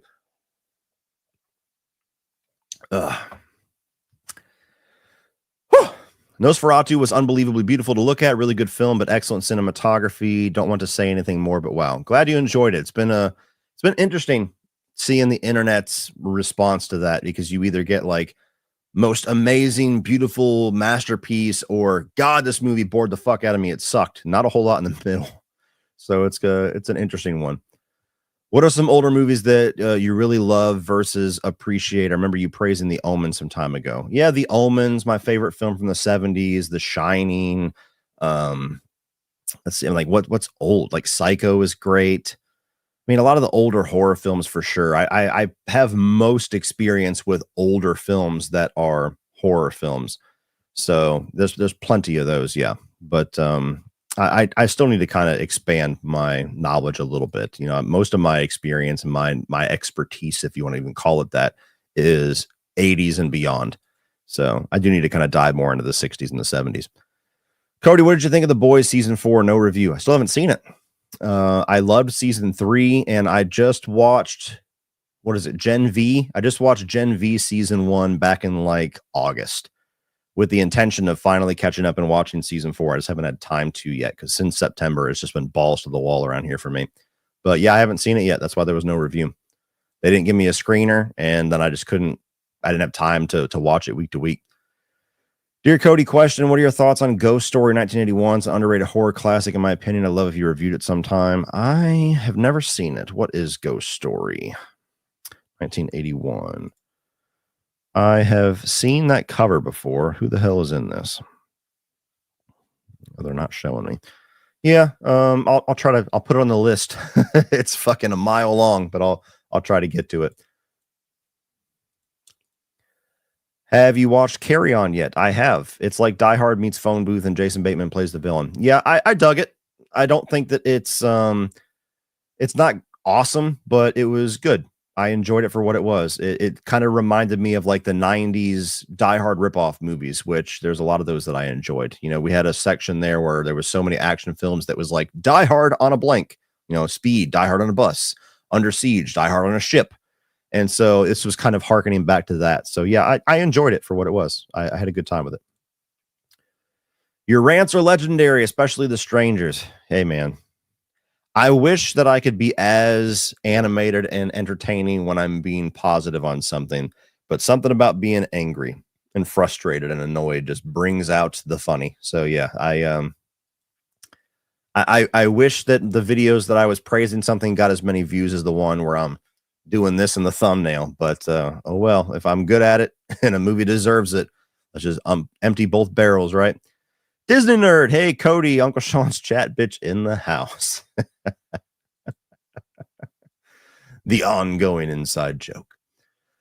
Baker reviews, best gift you gave and or received recent memory. Oh, I mean, I don't know, man. The best gift that I gave. So I had a gift that I actually held on to for almost 2 years. When I went to MegaCon in 2023, I had the pleasure of meeting Carl Weathers. And I got him to sign a picture for me, but I also got him to sign a picture for a very good friend of mine, the guy that actually married me and my wife. And Predator is his favorite movie of all time. So I told him, told him that and talked with him about the Shield and a few other things. And he signed this picture for my friend Ron, who I used to work with at this construction company years ago. And we're both very busy. And so for 2 years almost, I would text him every couple of months, like, hey, man, we need to get together. I got something for you. And then we wouldn't, because we both, forget and start moving on to other things. And I texted him a couple of days ago before Christmas Eve. And I said, hey, man, if you get I knew that from my experience working at that company, I knew they had their Christmas party on Christmas Eve, and he would be leaving at half a day. So I said, hey, after the Christmas party, if you want to drop by my house before you go home, I'll give you this gift finally. It'd be nice to see you before Christmas. And so luckily he had a chance to, and it had the added kind of bittersweetness of I got Carl Weathers to sign this a year before he passed away. That was the last time he was at MegaCon. And so I gave him the gift and said, hey, I've been holding on to this. I got it for you because I know you love the movie, but it was kind of a crazy thing that I got this the last time that I would have had the opportunity to, because literally a year later, I'm standing in line at MegaCon 2024 waiting to get Keith David's autograph, and I see the announcement on Twitter that Carl Weathers had passed away. So that was a really nice gift that I held on to for a long time. Hey, Cody, big fan of the channel. Just wanted to ask for fun, Die Hard 1 or Metal Gear Solid 1? Between your favorite movie, favorite game, which one comes out on top? Die Hard 1, for sure. And just because I get to enjoy it every single year, where Metal Gear Solid 1, as much as I love it, and as much as it was a very, very big game for me and very important to me, aside from the remaster that came out last year, I almost never revisit it because I wasn't able to. But yeah, Die Hard is much more important to me. Which locations do you want more horror movies to be set in? I personally want more horror movies to be set on the Great Lakes. I would like to see... I think it would be cool to see more horror movies set in like historic Southern towns. Anytime you get Southern horror, it's always like in the back roads, like inbred side, the wrong turns and the Texas Chainsaw Massacres. I'd like to see something like, historic Savannah or New Orleans or something like that. Like, I want to see the Southern aesthetic, but not the off the beaten path, podunk fucking town side of the South, because there's so much more to the South than that. Die Hard is the best Christmas movie of all time. Hey, I agree. We need an Abigail 4K. The one we got is Plain Jane. Oh, I thought I said coming in June. I was like, what?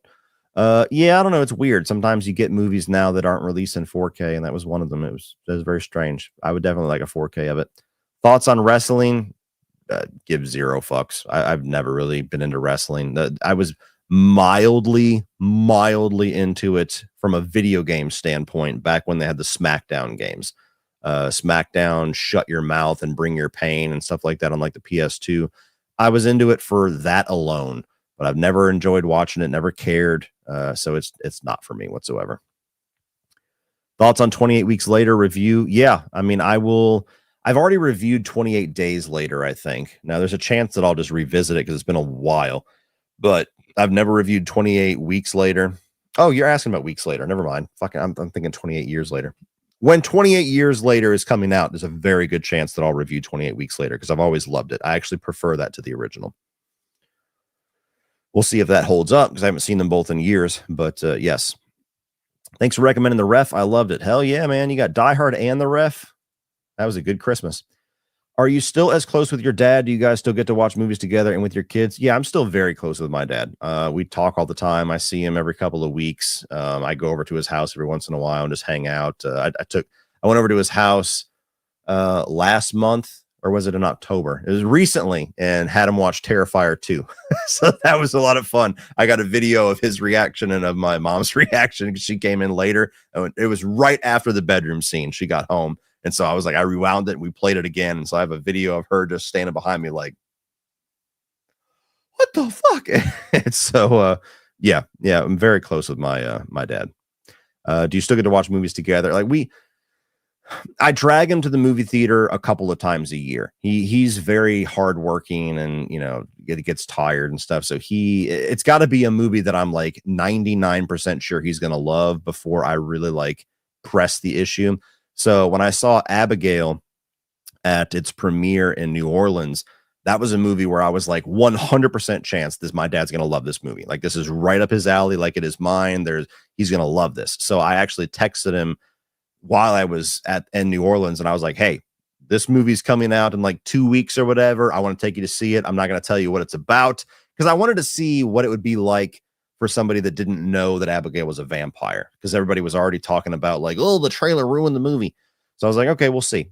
So I took him to go see that, and all he knew was the name, and that was it. And he figured it out pretty quickly. So that's another reason why I've always kind of been passionate against that whole argument. But nonetheless, he loved Abigail. He bought the Blu-ray. He's watched it with my mom a couple of times, so I nailed that one. And then I took him to go see Alien. Alien Romulus. I almost said Covenant. Alien Romulus. And he was tired. He was falling asleep a bit, and we had some obnoxious people in our theater. So he liked it. He didn't love it, but I think it was the experience, not the actual movie. So those are the two movies that we went to go see this year. Next year, I'm sure we'll go see Nobody 2. I'm sure we'll see Mission Impossible. Maybe a couple of others, but yeah, only a couple times a year does he come out to see a movie, and it's always a good time. Is it refreshing for you to always have material and content because there's always new movies and TV shows coming out? Yes, I'm. It didn't seem like me picking horror was the best decision for the first couple of years of my channel, despite the fact that I loved it and I was enjoying myself, because you had like my buddy Sean Chandler was somebody who kind of niched in on blockbusters, and more specifically like Marvel and everything. That was just taken off. That was the movie industry for like 5 years there. And horror wasn't in as strong of a state as it is the last couple of years. And so it was like, man, like the benefit of this is I get to talk about all the old shit, and people want to hear about the old shit. And so I can just go back on those Blu-ray shelves, and I always have something to talk about, but not a whole lot to talk about that's new. And then over the last 3 or 4 years, that has really shifted, where after the Halloween films kind of came out, and suddenly we started getting these other series rebooted. And over the last 2 years, especially, where horror is just in this phenomenal spot where it's like all the subgenres of horror are all firing on all cylinders now. You still get some shit movies, but you have, demon possession, haunted house movies that are doing very well. You get slashers that are doing very well. You get like the quote unquote elevated horror that's doing very well. You get stuff like Terrifier 3 that's just like the extreme exploitation stuff that's doing very well. And so now the last couple of years, it's like, fuck, man, I'm glad I made the decision of being predominantly a horror channel, because like horror is just in a very strong spot right now where I can talk about all the old stuff, but there's so much awesome shit to talk about every couple of weeks that are brand new. So yeah, it's refreshing to always have new material for sure, because I would not want to be one of those people that's stuck talking about Nightmare on Elm Street and Chucky every single day. I'd fucking hate it. I would hate it. I don't know how some of these people have channels that are just dedicated to one franchise, and that's all they ever talk about, because it just as much as I love Freddy and Chucky, I'd be sick of them in a month. What are your thoughts on Final Destination Bloodlines and the troubles of Saw 11? I mean, I don't know anything specific about Saw 11. I know that they had Saw 10. It was a massive success. I don't think they were prepared for how much of a success it was. So then I think the studio was like, get it out now. Get an 11th one out. Come on. What's the script? And I think it might be a Batman 2 situation where they're like, I don't know, that was like our best idea to how to reboot this. I don't know how we're going to follow this and be that good. So let's take our time with it. That's what I'm hoping it is. My thoughts on Final Destination Bloodlines. Let's just say I know somebody who has seen the film, and they're under an NDA. So that's all you're going to get out of me. And what they told me about the film is pretty much what I expected. And I'm not saying that that's a bad thing. I'm not saying that's a good thing. But I pretty much know the lane that these movies are in and what to expect from them, even though we've had a while without one. And so if it sticks to what I expect, I'll enjoy it. Kevin McAllister with a house full of traps versus Michael Myers. Who wins? Michael Myers. Michael Myers.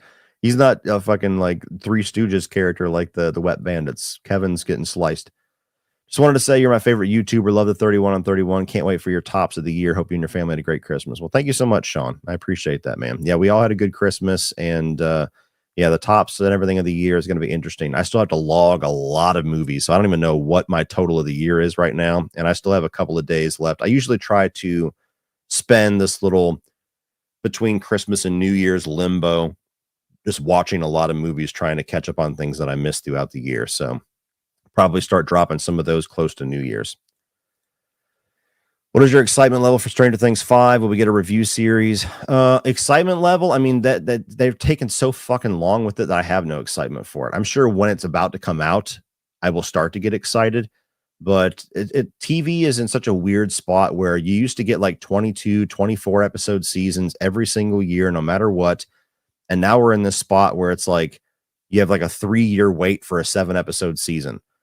And with Stranger Things specifically, it's like they've just taken fucking forever. And I hope they pay it off. I'm sure they will, because I've enjoyed all of those seasons except for season 2. Will you get a review series? I'm not sure. I might rank the seasons or something like that. I don't know if I'll have time to revisit them. So that would be the only reason I wouldn't.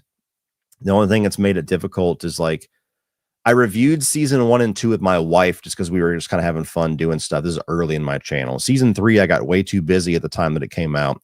Season 4, I was gung-ho to review it, but Netflix was really fucking shady. And they basically told me, we're not giving screeners for this season to anybody, so hope you enjoy the show, but no, we're not doing that. And then I started to see all these smaller channels pop up with these full season reviews.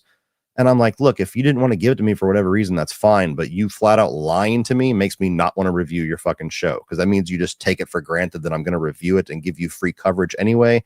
And I'm not doing that. So I didn't review season 4 because they were liars.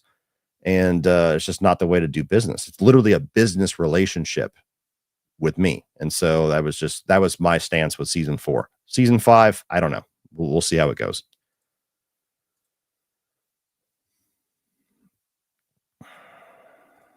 Television critics are able to get permission from the studios to show clips from films. Why aren't successful YouTube critics such as yourself able to do the same thing to prevent those idiotic strikes?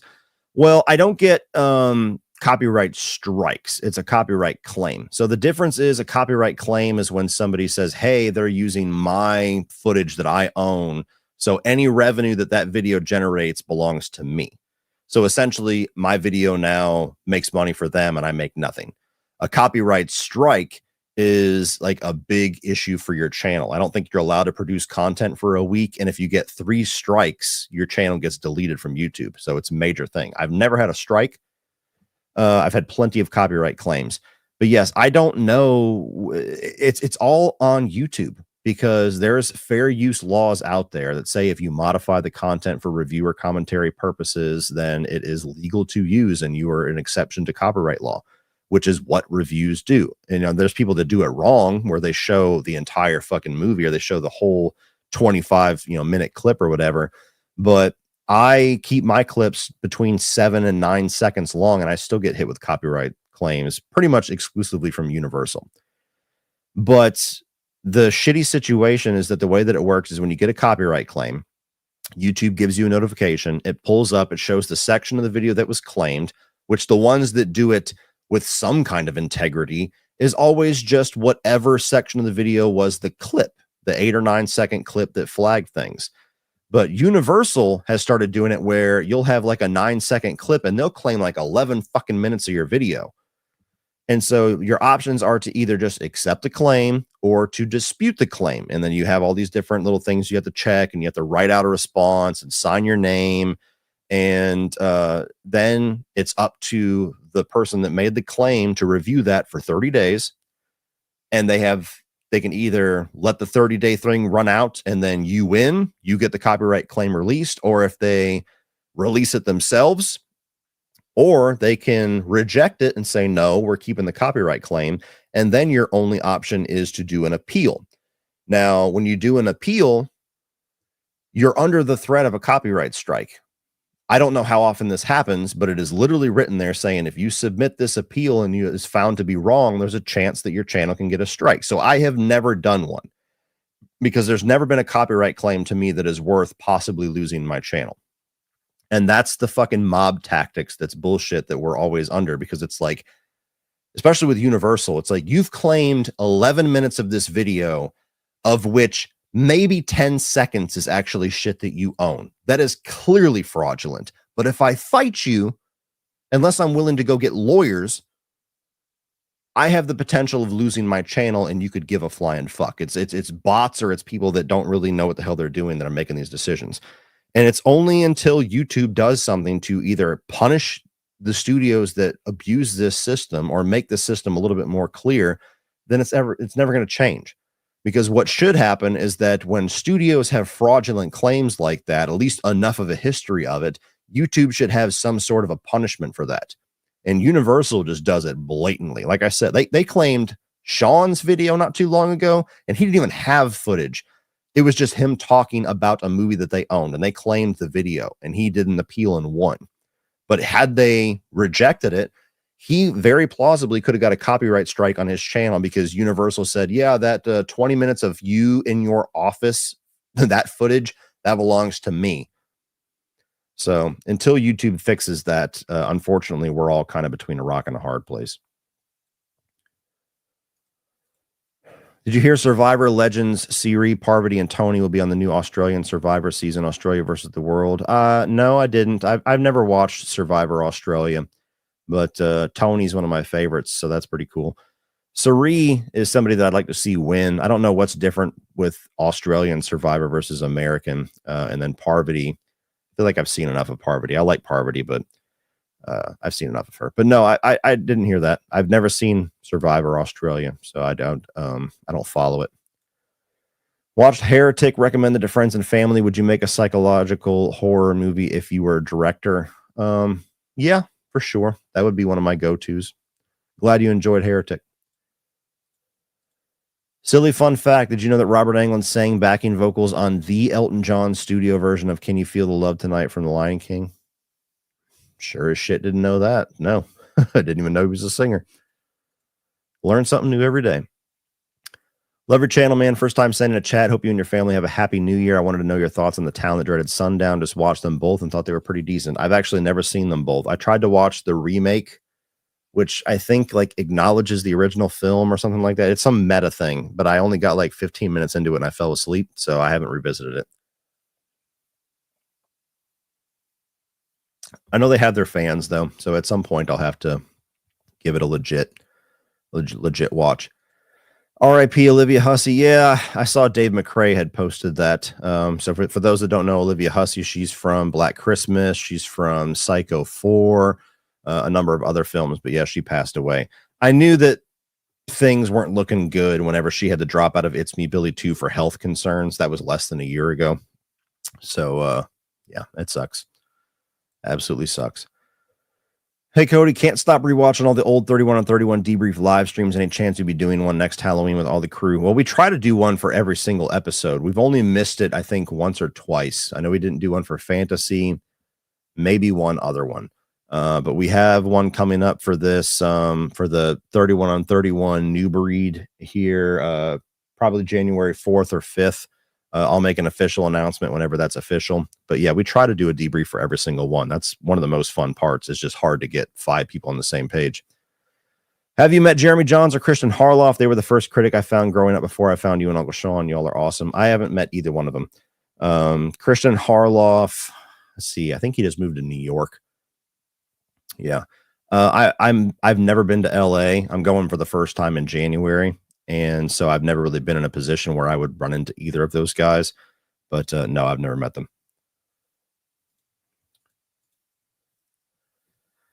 Feel like there could be a good Jaws 5, but I don't feel like they should rely too much on the 4 other movies than just making it generally grounded. Yeah, I don't know. Jaws is one of those movies where it's just like, it's one of the holy grail movies where everybody would say don't remake it because you're never going to have a chance of making it as good as the original. Basically everything that I said earlier. Modern shark movies just will never touch Jaws because they're all CGI sharks and they're all so fantastical and over the top that it just misses what made Jaws so great. What is a horror setting that you never get sick of watching? I really enjoy forest and mountains and movies taking place in public transport areas. Yeah, forest and mountains are pretty classic because whether it's like the backwoods thing or the cabin in the woods or Evil Dead, pretty classic one. Another one is any kind of like hospital or asylum because I just do not like hospitals. They freak me out. And so that's a very atmospheric setting to have that really gets a good effect on me. I'm an overnight manager at Dunkin', and I've been going back and listening to your lists and tier rankings while I work. It really helps pass the time. Well, I'm glad, man. I've had those types of jobs where YouTube videos, long YouTube videos, are lifesavers. So that's one of the reasons why my style has kind of always been that way. So I'm glad you enjoy it. Thank you, Cheyenne, for $20. Thank you, Ashley, for $1. Elto Gaming, do you think Alien Isolation is a worthy entry in the Alien franchise? I mean, I thought it was okay. Like gameplay wise, I think it ran out of steam pretty quickly. It kind of got a little repetitive for me. It got a lot repetitive for me, I'll be honest.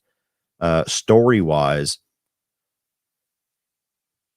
not a whole lot narratively stood out about it to me.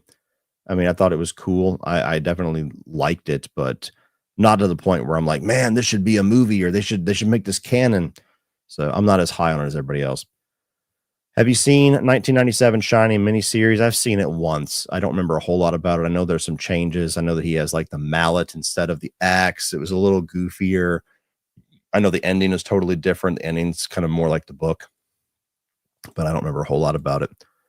Cheyenne, Sean Chandler once did a video detailing his past struggles with alcohol. I think he does one every single year. What do you think of that? And would you ever do a similar video about something you've struggled with in life? Well, I mean, what do I think of that? I think that it's commendable that Sean owns that. He doesn't hide from it. He makes it, it's very much a part of his story. And so I think it's important for him, as well as anybody that watches that might have similar struggles, for him to share that story, because hearing his struggles and what he came from as somebody who left a career in church that he actually went to college for because of alcoholism, basically started from scratch, did a bullshit job that didn't pay much just because that was all he could do at the time, started his YouTube channel as a distraction, and now built it into this amazing career.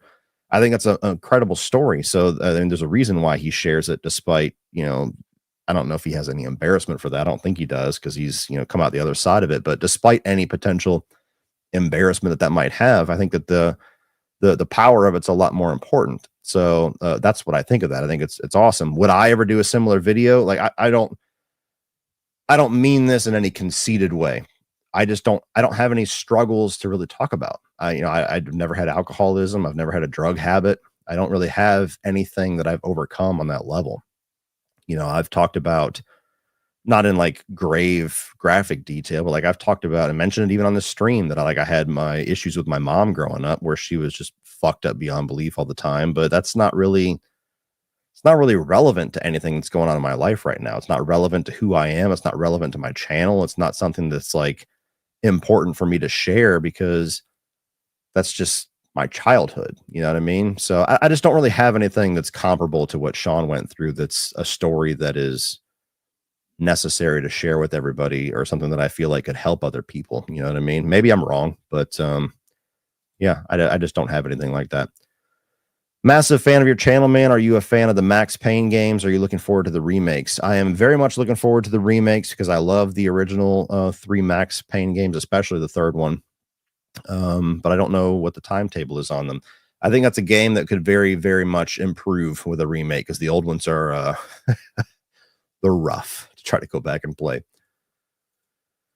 Unpopular take: the first 3 Friday the 13th movies are awful. I have no idea how they made it. I much prefer New Blood, Manhattan Goes to Hell, and X. Wow, that is a very unpopular take. Yeah, I mean, the Friday the 13th movies, even the fans will tell you they're not very good, but they just love them for nostalgic reasons. And there's very few people that will actually argue how wonderful those movies are with a straight face. Because I don't have any nostalgia for them, it's very easy for me to say things like that. Like, the original Friday the 13th is a pretty shit movie. Friday the 13th 2 and 3 are okay. They have some good things about them, but overall not that great. The fourth one is the first truly good movie in that franchise, and then you have 5.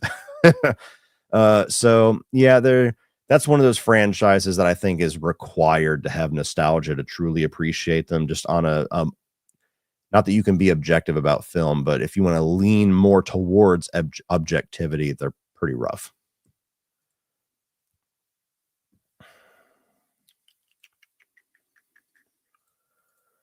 Do you think they should bring Stu back? And if you were a writer, how would you do it? I mean, it feels like a big swing like that's about all they have to do now, because they've put themselves in a corner with how they did Melissa Barrera and Jenna Ortega leaving and everything. I mean, I'm not somebody that thinks that it's absolutely ridiculous that Stu would be alive, because the franchise has done sillier things, like keep all 3 of these characters alive through 7 fucking films. But it's also not exactly a clean thing either. Like, as soon as you do that, it's like, why did they not know that? Like, you're gonna have to write an explanation for how they never mentioned the fact that one of the original ghost faces has been alive this entire time. And they did it in a cheeky way in Scream 6, where they're like, oh, it's that fan theory that Stu is still alive, but he's dead as fuck. So I don't know. I'm kind of in the middle on it. Like, I don't necessarily think it's something they have to do, but at the same time, if they did it, I'm not somebody who's going to cry foul, and I have no idea how you would do it. The only way that they had that sounded good was the original script for Scream 3 that they scrapped because of Columbine. Now that we're 7 films in, I don't know. Makes it a lot harder. Ever played Bully? Will there ever be a Bully 2? I don't think there's going to ever be a Bully 2. There's not enough demand for it. But yeah, I played the original Bully. That was a lot of fun back in the day. It's kind of like Grand Theft Auto for kids. Hey Cody, I pitch for a new Nightmare on Elm Street. I'm guessing that's maybe a question. The only idea that I've ever had that I thought was cool, which I don't think they would ever do, is to do a direct sequel to Dream Warriors. Too many times you get these legacy sequels where they go back to the original.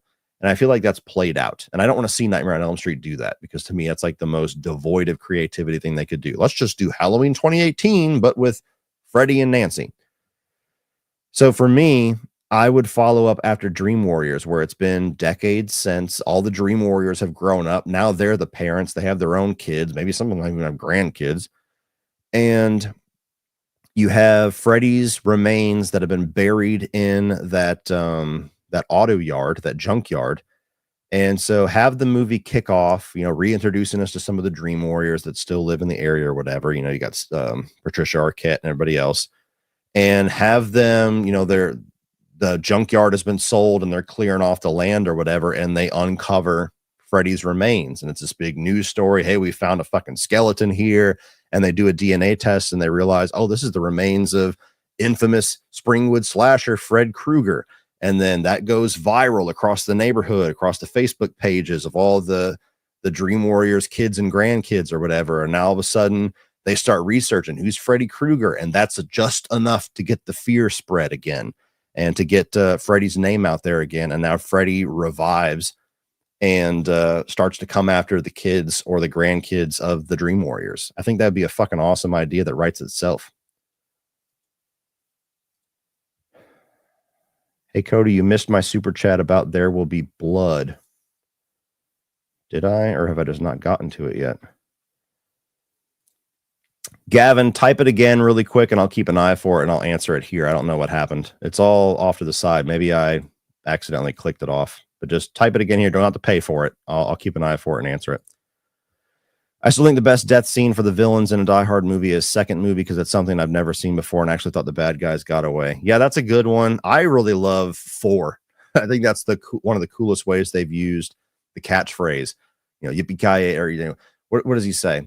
Timothy Oliphant. Your tombstone should say always in the wrong place at the wrong time. And he's like, how about yippee-ki-yay, motherfucker? And he shoots himself to kill the guy behind him. That's fucking badass. So that one's actually probably my favorite. Well, probably not my favorite. I mean, I love 1, 2, and 4 are all great as far as how he takes out the bad guy. 3, not great. 5, I don't even fucking remember what happens in that one. Are you excited for Nobody 2 with Sharon Stone? I didn't even know she was in it, but yes, I'm very excited for Nobody 2. It's one of my most anticipated next year. Showgirl's best scene. My wrist has never recovered. I've never seen it, but thanks for sharing. Has Gavin typed his question yet? I don't see it. Gavin, type your question again. Don't pay for it. I'll read it. I'm trying to keep an eye out for it. Did you see the trailer for Naughty Dog's new game? Your thoughts? Yeah. What was so controversial about that? Because it's a chick with a shaved head. When is that controversial? So yeah, Naughty Dog is the game developer who did Uncharted and Last of Us, as well as Jack and Daxter and a few others, but those are the two main ones that people know him for now. And so they were introducing this brand new game coming out that's not a part of either of those franchises. And it's basically this she's like a bounty hunter or something in space. And so it was this Asian chick with a shaved head. And all I saw on the internet was like, look at this woke shit. And of course, they can't ever make an attractive female be the protagonist anymore in Western games. And who wants this shit? And I'm just like, what the fuck? Like, I don't know if it was just like a loud minority that Twitter was just regurgitating a lot. But like, I saw the trailer and I was like, okay, cool. Something interesting, something different. And I'm glad they're not just doing another Last of Us. I want to see Last of Us 3, but if they want to do something else in between, then I'm for that more. And so, yeah, that was just a weird thing where it's just like all the fucking incels on the internet just had a field day with that one. Gavin. Okay, here we go. How much money do I need to give you to finally watch There Will Be Blood and the Assassination of Jesse James? You don't have to give me any money because I don't watch movies for money. Otherwise, I'll be in trouble. But yeah, I'll watch them at some point. There Will Be Blood, especially, is one I need to knock off the list. But it's just so fucking hard. Whenever there's so many movies that come out, and I try to review as many as I can, it's hard to go back and watch some of the older stuff that I'm missing. Hey, it's my wife. Look at you being all festive. Ho, go, go. Hey, what are you drunk typing? Just kidding. All right. What do you prefer, the chest burster scene from Alien or the chest arm eating scene from The Thing? Definitely The Thing. Definitely The Thing. I mean, those are two of the best horror scenes of all time, but I'm definitely going with the chest bite from The Thing. Finished my first semester of college. Congratulations. Thanks for entertaining me throughout. Glad I could help. I prefer Die Hard 3 to Die Hard 1 despite the ending. I mean, that's not really that hot of a take. Die Hard 3 is fucking awesome. And I think if it had a better ending, it was basically like, they're basically neck and neck. Die Hard 3 is an incredible sequel. So no hate for that whatsoever. If you get a chance, go on YouTube. There's an alternate ending that was like the original ending of Die Hard 3. Go check that one out. I don't necessarily prefer it. I think it's a weird ending, but it is worth checking out if you're a fan. Dieter, hey, Cody, done with my top 10 physical media list of 2024. Wasn't easy. Can't wait to hear the one of the master rankers. See you Sunday, hopefully. Yeah, no, I'll be there for sure on Sunday, Dieter. So I told you guys at the beginning of the stream, but in case you joined later on, I'll be a guest on Robert Meyer Burnett's channel again. They do a show called Let's Get Physical Media, where him and Dieter talk about physical media releases, and they're going to have me on Sunday to talk about our top 10 physical media releases of 2024. So keep an eye out for that. It's at 2 p.m. Eastern. So I'll see you there, my friend. What do you think of the Silent Hill 2 remake? I enjoyed it. I wasn't over the moon about it. I don't think it's anywhere near on my level as like the Resident Evil games, the remakes. Those are just kind of more my style. I think that it was very well done, but I also feel like it was padded a little bit. Like there's a lot of extended sequences that just made it feel like overly long. I played the game twice. I beat it once, and then I played it with the chainsaw, and I got all the trophies that I wanted to get. I didn't get the platinum, but when the Resident Evil games come out, I play those like 6, 7, 8 times before I'm sick of them. And so Silent Hill 2, very good. I want to see them do a remake to the first game now, but it was a little bit padded in my opinion, and the combat just got really repetitive. So not a perfect game. What are your thoughts on Social Network? Would love a standalone review one day? Fincher was robbed the best director, in my opinion. I love the Social Network. I think it's a great movie. I don't know if I'll review it necessarily, but yeah, that was a movie that I saw in theaters with a friend of mine, and it was a good movie. It's one that I haven't revisited in a while, and I'm due for a rewatch. Hi, Cody, a fan since summer 2023. Do you remember a scene from a horror movie that traumatized you as a kid? For me, it was Samara's TV crawl in the ring. The Zelda scene from the original Pet Cemetery. You know, never get out of bed again. That shit. That's one that definitely fucked me up a lot. Did you ever get the chance to watch X-Men 97? The cartoon? No. I don't really go out of my way for animated stuff. You know, Rudy's been on my ass to watch Creature Commandos, and I keep fucking with him. I'm like, it's a cartoon. He's like, but it's off the you know, like the Suicide Squad characters. I'm like, but it's a cartoon. But it's rated R. I'm like, it's a rated R cartoon. So I keep fucking with him. But yeah, I haven't seen it. Not a whole lot of interest. Any chance you would ever bring your dad on for a Q&A? After hearing you every once in a while in your videos tell stories from your childhood, I'd love to hear you two just sit and reminisce. Never say never. He's busy a lot, so it's hard.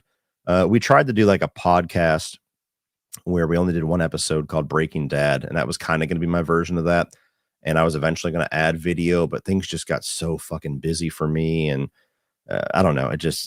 It's very, very difficult for as ambitious as I am. It's very difficult for me to keep branching out and trying to do new things when I'm still a one-man show. I do all the recording, the editing, the promotion, the, you know, sponsorship deals, the looking through the comment section, all that's just me.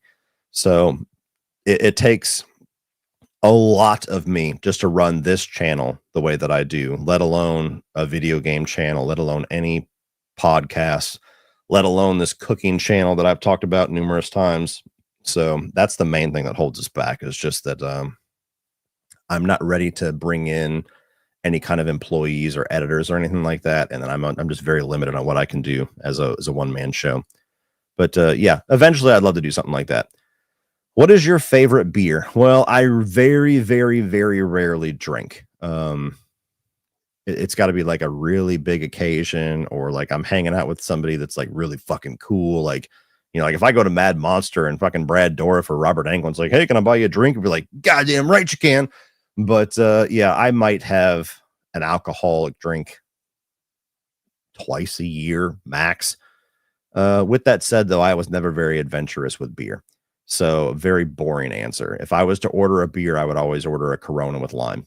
That was it. I never really liked a lot of the more adventurous beers. Like Sam Adams was always very strong to me, and I couldn't get into it. I tried like pale ales and just anything that people would like try to buy, like Oktoberfest beers or whatever. I just never really got into it. My taste buds.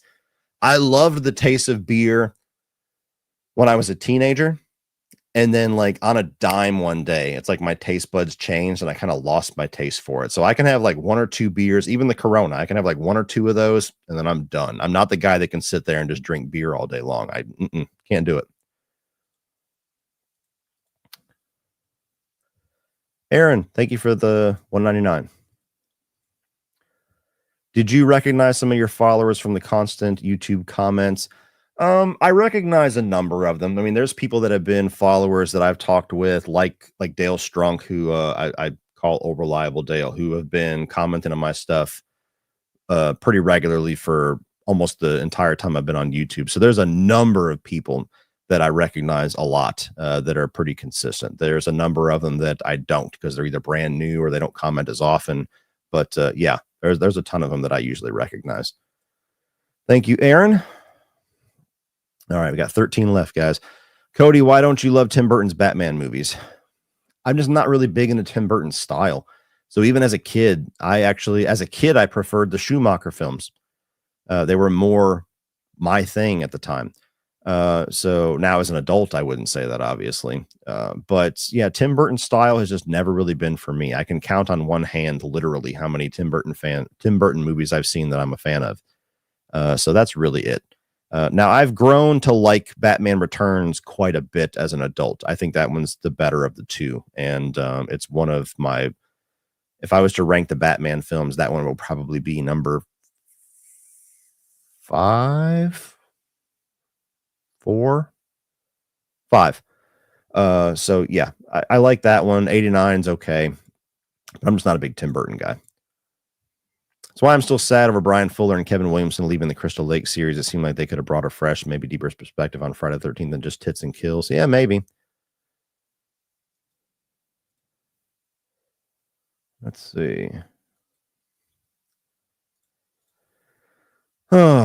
What did you get on at the Creed reunion? Seen them in Virginia Beach. Thought it was awesome. Cheers for all the videos this year. Merry Christmas. Merry Christmas to you too. What did you get on at the Creed reunion?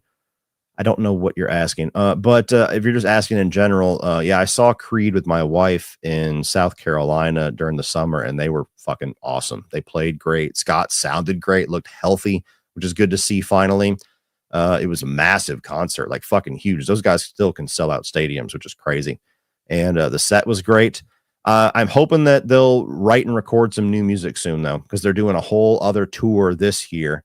And they're going to be playing the same kinds of sets. So I'm like, all right, guys, like, great to see you back, but new music, please. But yeah, they were awesome. It was a great show. Would you watch a Friday the 13th sequel directed by Tom McLaughlin, which is a direct follow-up to Part 6 and ignores the other sequels? Well, that's not something that would immediately like get me super excited. I don't know what all Tom McLaughlin has directed outside of Friday the 13th 6, so I don't know if his name being attached necessarily would perk me up. And then just the idea of a direct follow-up to Part 6, well, we got that with Vince DeSantis movies, Never Hike Alone and Never Hike Alone 2. So would I watch them? Of course, but it's not something that I wouldn't be freaking out about it. Are you a fan of the movie Ghost with Swayze and Demi Moore? Any chance of a review? Great film. Hard to believe that Jerry Zucker directed it. Yeah, I like that movie a lot. There's zero chance of a review, though. That's a movie that I can't find any reason why that would be like relevant for me to pause and review.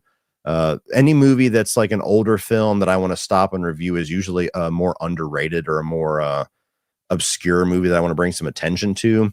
I don't think Ghost fits that. Everybody knows Ghost. So, yeah, I do like that movie a lot, though.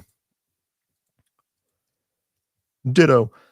Happy holidays to you in the chat. No question. Just appreciate your work and community. Awesome. Well, I appreciate you as well. Thank you. Mel Gibson is directing Lethal Weapon 5. They're still alive. I wonder how they could do another adventure with Riggs and Murtaugh. Yeah, I don't know. I'll believe it when I see it. That's been rumored for a while. I saw the clip of him after Richard Donner died, and he was basically talking about, he was getting emotional saying, like, I want to do this to carry on Richard Donner's legacy. Like, this is something that I promised him that I would do, so it's going to happen. I just don't know what that would look like. Like, Mel Gibson movies are like these epics, you know, Braveheart, Hacksaw Ridge, Apocalypto. Seeing him just do a buddy cop legacy sequel feels weird, but I'm also fascinated by what that could be. I also don't know if Hollywood's even going to allow it, because like Mel Gibson is kind of out of Hollywood jail. Like, he shows up in shit, but they still don't really promote anything that he's in.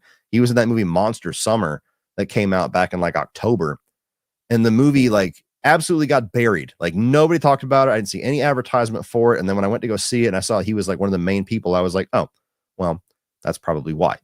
So, you know, Hollywood in general, or more so the fans, movie fans, are still so unforgiving of him that I don't know. I don't know if that's going to happen or not. What do you think of Ari Aster, a horror director? I think Hereditary was great. I think Midsommar had some interesting ideas and certainly has a lot of artistry to it, but I don't really enjoy it. And Beau is Afraid, again, a movie that's like, you can tell there's a lot of talent there. Like, it's impossible to deny all the stuff that he did as a director to make this wild fucking thing come to life. But like, what the fuck was that? So like, yeah, I as of right now, he's 1 for 3. So I would not say I'm an Ari Aster fan. Best Resident Evil game and why? I think the two best are Resident Evil 2 and Resident Evil 4, whether you're talking about the old ones or the new ones. But I also really love Resident Evil 7 and 8. I think those are great. But my two favorites, if I was to pick from all of them, would be the Resident Evil 2 remake and the Resident Evil 4 remake. I think they're both phenomenal games. Why? For very different reasons. Resident Evil 4, I think, is the pinnacle of the action-centric Resident Evil side. And the remake capitalizes on all of that, plus brings it more to the horror. So it's a lot more horror focused than the campy action of the original. And Resident Evil 2 to me is just like the absolute best possible version of the old school, isolated couple of settings with puzzles and keys, the original Resident Evil model. Now, if they ever do a modern remake of the original Resident Evil with this current engine, that one would probably take the spot for me pretty easily. But yeah, those are my picks. Also, with Charlize Theron as Pamela Voorhees, cool. Was she supposed to be Pamela in that show? That would have been interesting. Thoughts on Christmas Evil? I have never seen it. I have never seen it. Santa Sleigh, Christmas Evil, any of the Silent Night, Deadly Night sequels. There's a number of Christmas horror films I haven't seen. Just honestly, because during the Christmas season, I'm never in the mood to watch horror, even the ones that I love. I don't know why. Just a joke, but did you feel obligated to marry your wife because of her name, or was it a sweet ass bonus? You know what's funny? I actually told her that a couple of days ago because my wife, as much as she loves me, doesn't get into movies as much as I do. And she also gets physically annoyed at my movie traditions. It annoys her that I watch the same movies on the same day every single year, like Planes, Trains, and Automobiles or Die Hard. So she has never sat down and watched Die Hard. We've been together a decade. And so just this past Christmas Day on the 25th, she actually sat there. Now, she was on her phone a little bit, so I don't completely give her credit. But she actually sat down there and actually watched the movie with me for the first time. And I always knew that, of course, John's wife's name was Holly. And I'm sure at some point I thought it was like funny that the coincidence there, but like I never really sat and thought about it until just a couple of days ago, where I on the 26th, the next day, I was like, you know what I thought of? Like, obviously I knew her name was Holly, and I'm sure at some point I laughed, but like, I wonder if that's the reason I'm with you. It's like, I wonder if I found a Holly that I could tolerate. And I was just like, okay, we'll stick with this one, I guess. I said that exact words. My wife was like, oh, so like, it was kind of a joke, mostly a joke, but it was just, it was funny. I had that revelation where I was like, it almost feels like I'm such a fucking nerd for that movie that I made that happen on purpose. But yeah, it's very, very funny little coincidence there. Oh, she must be listening to me in the car. You're driving, damn it. You better be at a red light right now. Fucking kill yourself just to defend yourself on the YouTube. What the hell's wrong with you? That's how defensive my wife is. She'll be driving in pitch black at 11:46 at night in a fucking it'll be on a fucking interstate, and she'll be like, "What'd you say about me?" I said I was kidding, woman. You were there. You were there when I said that. Bring your ass home. Oh man. But yes, that was very funny for me to have that conversation a couple days ago. I was like, I wonder if that was like a psychological thing with me. I watched the first Lord of the Rings back in May. When I saw the 4-hour run times from the other two, it took me until this month to finish the last two. Dude, I still will not forgive all of you that told me whenever we were doing the fantasy 31 on 31 to watch the extended editions, because god damn, 4 hours. Like I have the Blu-rays of them and they're on 2 separate discs. So my wife knew we had to watch 6 of these, or well, really 3, because I wasn't going to watch all 6 of them with her, but we had to watch 3 Lord of the Rings films. And so I put in the first disc of Fellowship of the Ring. Then I put in the second disc and we finished Fellowship of the Ring. And then I went to go put in the first disc of Two Towers, and she goes, "So this is the last one, right?" And I was like, huh, no, we're not even halfway through. So yeah, that was fucking taxing. I think it prevented me from enjoying those movies more than I could have, because it was just like, Jesus Christ, a whole fucking day.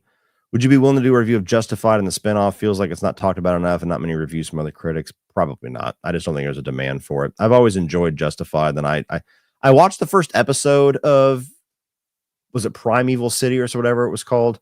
I thought it was good, and then I just got busy and never went back to it. So I need to go check it out. But no, there's no chance of a review series.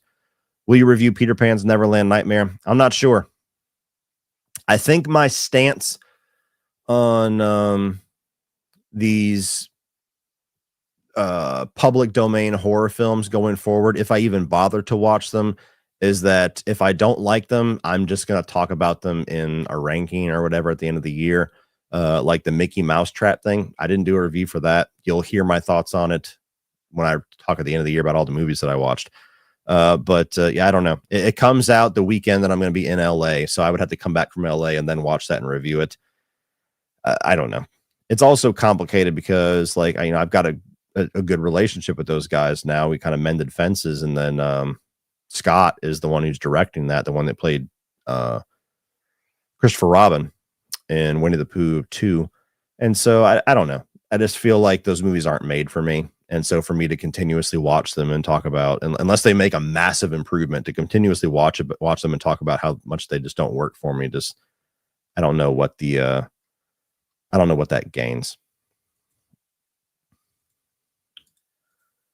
Welcome to Dairy Thoughts. I don't know enough about it yet. I want to see more of Pennywise, so sure, but I don't know. What is your favorite episode of Inside of You? The one with Alan Ritchson is really good. The guy who plays Jack Reacher, where he was talking about how he was suicidal and all the issues he had with his career, and then Jack Reacher was like this thing that saved his life. That was a really good one. So I'd probably say that one. Gonna watch and review Squid Game 2. I still haven't watched Squid Game 1, so no, not really my thing. Saw Uncle Sean and John Campea show recently. I would love to see you on an episode one day. Most likely not, I'm sure, but it'd be interesting if so. I mean, look, I would be there with bells on, but I think there is a slim to none chance that John Campea ever notices me. John Campea kind of hangs in the space of movie news and blockbuster talk. And while I certainly dabble in that, he's not a big horror guy.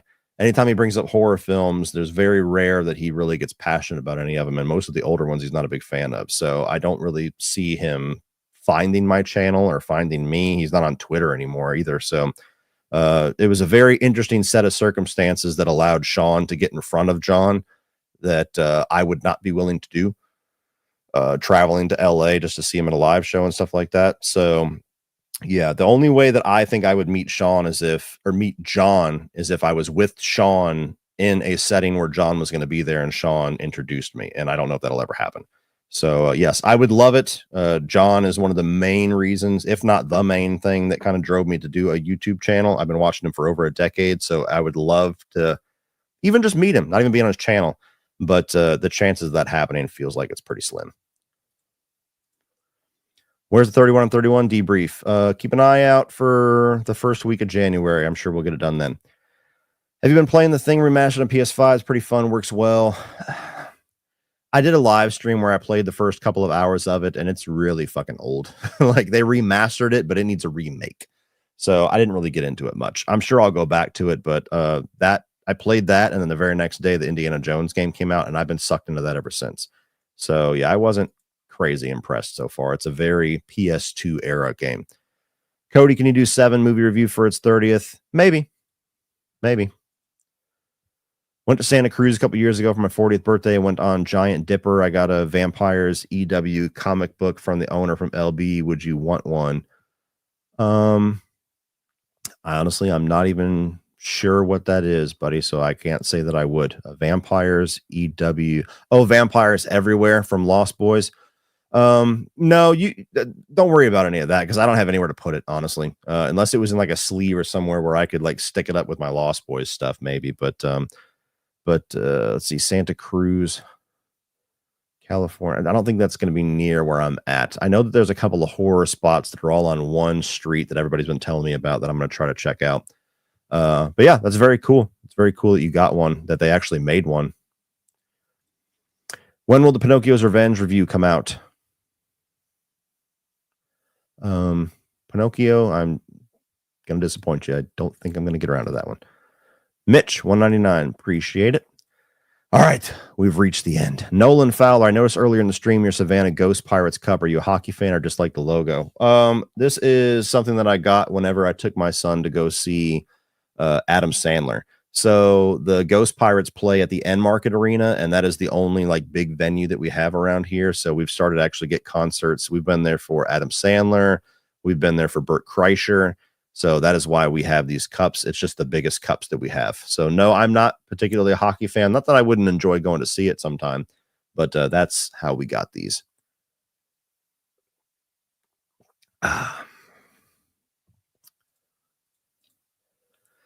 What do you hope to see Mike Flanagan do with the Exorcist series? I don't know. Something good. The Exorcist has always been one of those movies that I never thought made sense to do a franchise. I mean, even Exorcist 3, which I love and is my favorite of all of them, it's kind of a sequel to the original, but it's also kind of its own thing. So actually following the original, and I don't know if they're acknowledging Exorcist Believer or not. I don't know what you do. I really don't. So I have no notes for him whatsoever. Will you do a review of Rudderless? Eventually I will. It's one of those things that I keep putting on my list, and then it's always on a busy month and it just kind of falls to the wayside. But absolutely I will. Are you optimistic for Dexter Resurrection? No. Why? What reason do I have to be optimistic? They fucked me twice. You know what I mean? And I don't feel like the things that they're doing now are because they have this passionate idea. It's because they get good ratings. It's because people want Dexter content. So the only reason they've come back and Dexter New Blood is not the definitive end of this series forever is because the ratings were so fucking monstrous for Dexter New Blood that they went, oh shit, we fucking killed him. Now what? So the only thing that makes me curious about Dexter Resurrection is the possibility that Dexter and Batista will finally have their ultimate confrontation. And I want to see that play out. But until they show me something to get excited about or something to be optimistic about, I am not wasting another minute of my life being optimistic and hopeful for Dexter shit, because, you know, fool me once, shame on you. Fool me twice, shame on me. This would be fool me like what, 3-4 fucking times. Saw Nosferatu in theaters, loved it, but this was the first time I saw some folks leave due to disturbing scenes. Have you had any similar experiences? No, I've seen people leave a theater. One time a dude ran out of the theater in The Conjuring 2 after a big scare. I've seen people leave the theater during movies that are just really fucking weird. Like I've seen multiple people leave during Everything Everywhere All at Once. I've seen multiple people leave during things like fucking, what is that movie that came out? Skinamarink, shit like that. I'm trying to think of what even in Nosferatu was like so disturbing on a level that I could see people walking out on. But no, I've never seen that reason. Still didn't get what I wished for this year. Emily Blunt wasn't under the tree. My mom was so sorry. Yeah, I'm sure your mom tried. All right, so we have caught up on the super chats. Let me try to get through a couple of regular questions for a while. So we've been going for 2 hours and 11 minutes. I'll probably cut it off sometime around 2.5 hours, around whenever my wife gets home. She's picking up my son from work, so anytime between now and 12:30. But we'll go for a while. Let's see.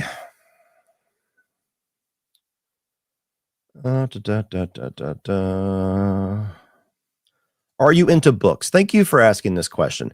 I don't want to sound ungrateful whatsoever because I am very appreciative of anything that you guys send me. But no, I'm not into books. And so I've had a lot of people send me books, mostly books that they have written and things like that through my fan mail. And I'm just being honest with you guys, I'm never going to get to it. So while I appreciate it, while I'm flattered at the fact that you think that much of my opinion, that you would want me to check out something that you have written, I'm just not a book guy. Very, very rarely do I sit down to read, and very rarely do I sit down to read and actually make it through a whole book. So sending me a book is going to be a lot of effort and postage on your side that is probably not going to pay off. So thank you for asking that question, Melissa, because I've been trying to think of a way to address that. But no, I'm not into books hardly at all. Oh, Heretic was my surprise movie of the year. What movie was yours? Well, I'm going to have a list of my top 10 most surprising movies of the year, so I'm not going to spoil it, but I've had a few this year. I've had a few. Let's see. If you have to die by one of these, which one? The Rack from Saw, Art the Clown, or slowly die by becoming wax statue from House of Wax? God damn. I mean, they all fucking suck. I don't know, man. All of them are horrible.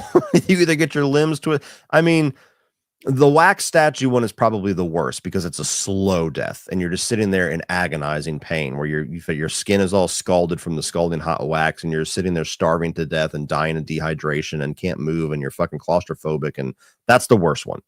The Rack from Saw and depending on the kill, Art the Clown are pretty much equal because it's like a very much quicker version, but just extreme amounts of pain for whatever amount of time you're going to be sitting there dying. So one of those two, but I don't know which one. I agree. These Dexter shows are just a cash grab, and that's the Dexter fanatic there talking. Let's see. I think Dexter will be in another country where nobody's looking for him and nobody knows who he is. But they have to explain how that happens because he's been shot. Presumably his girlfriend, was it Angela or whatever? His girlfriend is the one that drove him to the hospital that we see at the beginning of Dexter Original Sin. And so you have to explain if he's going to escape, if he's going to be somewhere else, you have to explain how the fuck that happened because presumably he would be surrounded by police in this hospital. And so I don't know. I don't think that that's going to be a plausible thing. I don't know if we're going to get a season with him in prison. I don't know if I don't know what's going to happen. Maybe he's going to go off the fucking rails and kill everybody in the hospital room and book it. Like, I don't know, but it's got to be something wildly different. And you have to get us there in a way that makes sense. You cannot cheat and give us some stupid, implausible bullshit just to put him where you want to put him because you wrote yourself in a corner. Oh, have you watched Reacher yet, Cody? I watched season 1, highly enjoyed it. Me and my wife started watching season 2, but she was very distracted and on her phone and was saying that she didn't like it, and it was because she was on her phone. And so I kind of failed to get into it so much, and it's because we weren't watching it night by night the way we were in the season 1. So I have fallen behind, but I will certainly catch up before season 3 starts because I enjoyed what I saw of season 2, but just fucking got busy. Fred Claus or Deck the Halls, two very flawed Christmas movies, but I enjoyed both of them. I've never seen Deck the Halls, but I enjoy Fred Claus. I think Fred Claus is a good Christmas movie. I actually forgot to put it on my tier list. After I posted it, I was like, fuck, that's the one movie I didn't think of. So I actually would have liked to defend Fred Claus. Will you ever watch Fox's The Exorcist TV series? No, I don't have any interest in it. I heard it's good, but they also canceled it, so I don't want to get into a show that gets canceled. There's no hard evidence that Dexter is Bay Harbor Butcher. It's all circumstantial. I agree, and maybe that's going to be the direction they go. And if they sell me on that, then that's fine. And thank you to the person I just highlighted, by the way. Sorry, I don't know why I brought it up and then immediately clicked it off, but thank you for your super chat. Let's see here. Have you heard of Hard Eyes, upcoming Valentine's slasher from the people behind Thanksgiving and Scream? I've seen the poster, but I know nothing else about it. We'll see, I guess. Still got the damn hiccups. Will you ever continue your top 10 movies of the 80s series? Probably not. I thought that was a really fun idea, and I was planning on, if it was successful, doing the 90s and the 2000s, and it just never took off. It just never took off for the amount of time it took to make those, and I don't know why. But the last one that I did actually performed so poorly that I had to do a makeup video for the sponsor that was on it, and that kind of killed it for me. So when you do a sponsor, sometimes you have a view guarantee. And to be fair, this one I didn't even know that I had a view guarantee. The third party company kind of fucked up on their communication, but I didn't make a big deal out of it. But the video performed so low that the sponsor was like, "Hey, you got to do another video, otherwise we're not going to pay for it." So that kind of killed it for me. It just didn't seem like people were that interested in it, which surprised me. What do you think of the plot for Violent Night 2 should be? I don't know. Does it have to be anything beyond just put Santa Claus in another terrorist situation? I don't think it doesn't need to be anything too crazy. Let's see. Favorite subgenre you wish would make a comeback? Well, my answer would have been vampires, but vampires is on a really nice hot streak now. We've had a couple of good ones the last couple of years, and this year there's a strong chance that I'll have 2 vampire films in my top 10 of the year. So we're eating good. Damn, what does your son do? He works at the movie theater. Same movie theater that my wife used to manage and the one that I go to every single time. So he's just on a closing shift at the movie theater. Thoughts on the Happy Gilmore 2 teaser? I mean, you didn't really get to see enough. It was just a couple of images. So it was literally a teaser. Not enough to really judge. I don't have high expectations because Adam Sandler has not made a good comedy, in my opinion, since Click. And I haven't seen any of his Netflix films that I've enjoyed. My daughters really like the Bar Mitzvah one, and I've tried to watch it, but that's very much more of like a teenage girl type movie than a Cody movie. So that one might be okay, but it's more about his daughters than it is him. But yeah, Netflix plus Adam Sandler does not mean quality to me. I hate saying that because I love Adam Sandler to death. But I'm just hoping if he's ever going to give like really solid effort to a comedy movie, it's Happy Gilmore 2, because I don't want this movie to exist if it's gonna suck. Oh, let's see here. He never reads. Yep. See? She knows. Finally getting a 4K. I've seen it rumored. I haven't seen it like officially get announced. And I hope it's not just some bullshit box set like that fucking Steelbook that I have back there. I hope it's something that actually gets some TLC. Like have a fan actually design it. Where did you get your Black Santa hat? Amazon. I used to have I do have it. I found it after I bought this. I had a plaid one, but it was always really tight on my head. So I bought another one and I liked this black one. So got this one on Amazon. Just want to say I love you, brother. I love you too. Mwah. May try audio to help you. I've thought about doing that. It's funny. Whenever I was driving to New Orleans back in March, April, I had bought a couple of audiobooks because I assumed I was going to get sick of music and I was going to need something. And I was going to try audiobooks on the way there. But I actually found something that really was a cool thing to do to make the time fly for big road trips that made me forget about the audiobooks. So I basically found like a YouTube playlist of movie scores. And I would play this game with myself where I would not, I didn't have the little LCD screen on my truck. I had it on the GPS, so I couldn't see what the track was. And I would play this game with myself to see how long into the score it would take for me to figure out what movie it was. And I did that for hours. So that was a lot of fun. This is something to entertain myself. Who do you want to see direct Clayface movie? I have a feeling the chick who directed Substance will be doing it. I don't know. I don't know what the movie is, so it's hard to say.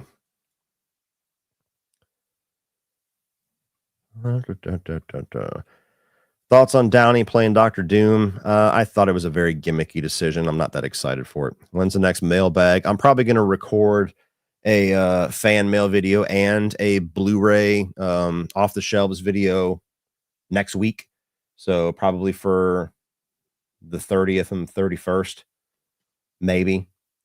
I don't know. Maybe tomorrow I'll do it. But yeah, definitely before the end of the year, I'll get both of those out.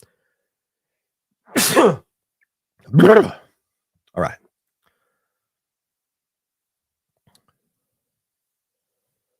Let's see here. I only got a couple super chats. Let me catch up on these. The only thing that they could put Dexter away for is killing the coach, which he admitted to and maybe on surveillance. Yeah, might have fucked him. Grown Ups was a great Sandler movie.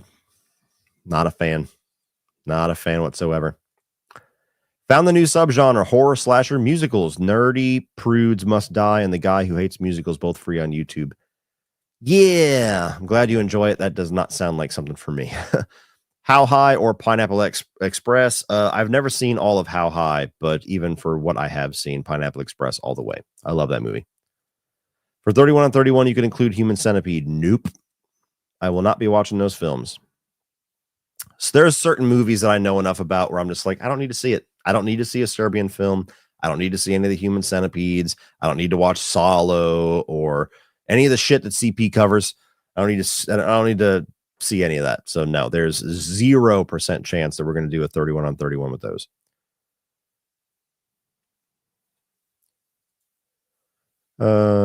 First glimpse of Count Orlok and the first blood sucking scene. Okay. Gotcha. Would you consider talking more about video games, considering it's something you enjoy? Well, I have a video game channel. It's called Cody Leach Game Chamber. I have a link to it at the end of every one of my videos. But for the last number of months, I've really only had the time to just do live streams over there. So I just live stream whenever I'm playing a new game.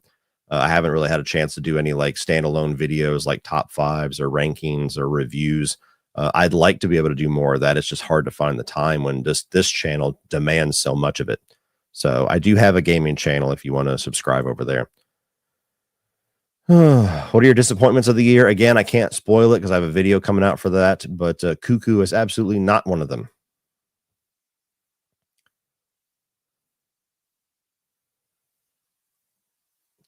YouTuber named Black Critic Guy thinks that Die Hard is not a Christmas movie. And honestly, I agree with him, and I can see why many people think that way, but I think it's just an action movie. Well, I just did a video yesterday on multiple reasons why I think Die Hard is a Christmas film, and I also argued against most of the common arguments against it. So it's like a 30-minute video. If you want to go check that out, it was just yesterday's video. But yeah, I don't know. To me, it's so obviously a Christmas film that it's frustrating. Not like I really care, but like it's just it maddens me, like the level of passion that people put into it of like it's absolutely not and how dare you. Obviously, you're not saying that, but if you don't watch it during Christmas, fine. I can accept that. But it's a weird argument to me. What is your favorite and least favorite workouts? So my favorite is usually when I'm doing like an upper body push day. So like chest, some shoulders and arms. Those are usually my favorite because I don't really feel any discomfort when I do those. And I also just like feeling pumped at the end of those. My least favorite is, leg day sucks. I never skip it, but leg day sucks. So I hate legs. But I'm not a big fan of back exercises. I've never really enjoyed pull ups or anything like that. So, arms, I like that. Shoulders, I enjoy that. Chest, I enjoy that. Some leg exercises are okay, but some of them that are like the real burnout ones just suck. And unfortunately, legs are like all genetics. So you can beat the living piss out of your leg muscles and they won't even grow the way that your arms and your chest and everything will if you're not genetically bred to have big calves and stuff like that. So that's also part of it. It's like, you can really fucking pump your upper body and you're like, yeah, I'm getting bigger. And then legs, at least for me, like I can do the exact same amount of effort. And I'm like, they look the fucking same. All right. Do you think Quinn in the end knew about Dexter but was scared to do anything given he took out Dokes, LaGuerta, and Trinity? I don't know. At the end of season 5, it felt pretty obvious that he knew something was going on, but he just ignored it for the sake that he wanted to be with Deb. Everything after that, I don't really understand why he let it go, why he didn't say anything. So I don't know. I think that was just part of the sloppy writing of those last couple of seasons that they just didn't even know how to address it. Thanks for all the cool content you put on here, Sir. Good taste in movies. Thank you, Brian. Appreciate it. Hallows, kills, and ends. Oh, Halloween. Quick rank. Kills, ends, Halloween 2018. Have you played Red Dead 1 or 2? Also, Stand By Me is the best 80s movie. It's a good one. I have played and beat both Red Dead Redemption games. Red Dead Redemption 1, I played and beat when it first came out. Red Dead Redemption 2, I bought, played, got tired of it when it first released. And last year, or maybe it was earlier this year, within the last year or so, I decided to download and play that game again. And I played it all the way through. Very good story, great characters. Still thought the gameplay was repetitive as fuck. So I don't think it's this God mode masterpiece that everybody else thinks that it is. At the 31 on 31 kill dolls, you the best. Maybe one day. Maybe one day. Who was the hottest girl in Friday the 13th history? I think it's hard to vote against the stupendous tits chick from the remake. I think she's top tier. So him going on trial for Coach's murder, he'd probably find a way to escape custody, something similar to the Fugitive Dexter version. I don't know. I really have no idea what direction they're going. I just know that they better fucking make it make sense. How do you think Max became a vampire in Lost Boys? God, dude, I have no idea. I don't know. See, the interesting thing about the Lost Boys is that they don't really show vampires transforming other people into vampires in the traditional sense. Like the only person that we see the transformation with is Michael, and it's because he drank from that wine bottle that had the blood in it. So do you have to drink the blood of a vampire in the Lost Boys lore, or can they bite you and turn you into a vampire? I don't know. I'm not anything that happens in Lost Boys 2 or 3. I can't remember, but I'm not counting those.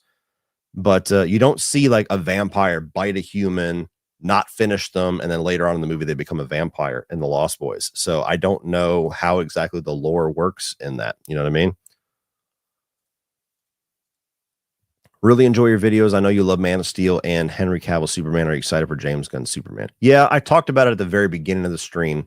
I'm optimistic for it. The trailer didn't like blow me away, but it certainly didn't take away any anticipation. I think that the crypto thing could go either way for me. Having all the multiple characters like the Green Lanterns and everything already existing could go either way for me. But I think that Corn Sweat looks great. I think Lois Lane looks great. I think Holt looks great as Lex Luthor. I'm kind of looking forward to seeing a more classical Superman to see if it works for me because I never really cared for it as a kid. So we'll see. Thoughts on the Honora discourse on Twitter? It's been ridiculous and stupid. I mean, it's been like the only thing that I have seen is people reacting to all the different clips that people have posted from ever since the digital copy was released, which is the most annoying form of movie discourse. It's like you haven't seen the movie, you have no idea what the context of the scene is, but you're going to comment on it. Stupid. And then the other side of it, where she was given the interview on the Actors and Actors and said that she didn't want to have an intimacy coordinator. And so people were trying to like make a controversy out of that. It's amazing how women are championed to be able to make their own decisions until they make their own decision. And then everybody bitches that they made their own decision because they didn't like the decision that they made. Isn't that funny? So yeah, all the discourse that I've seen over Twitter has just been absolute moronic.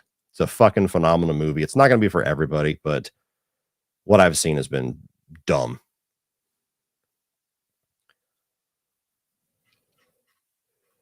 All right, let me scroll down to the bottom.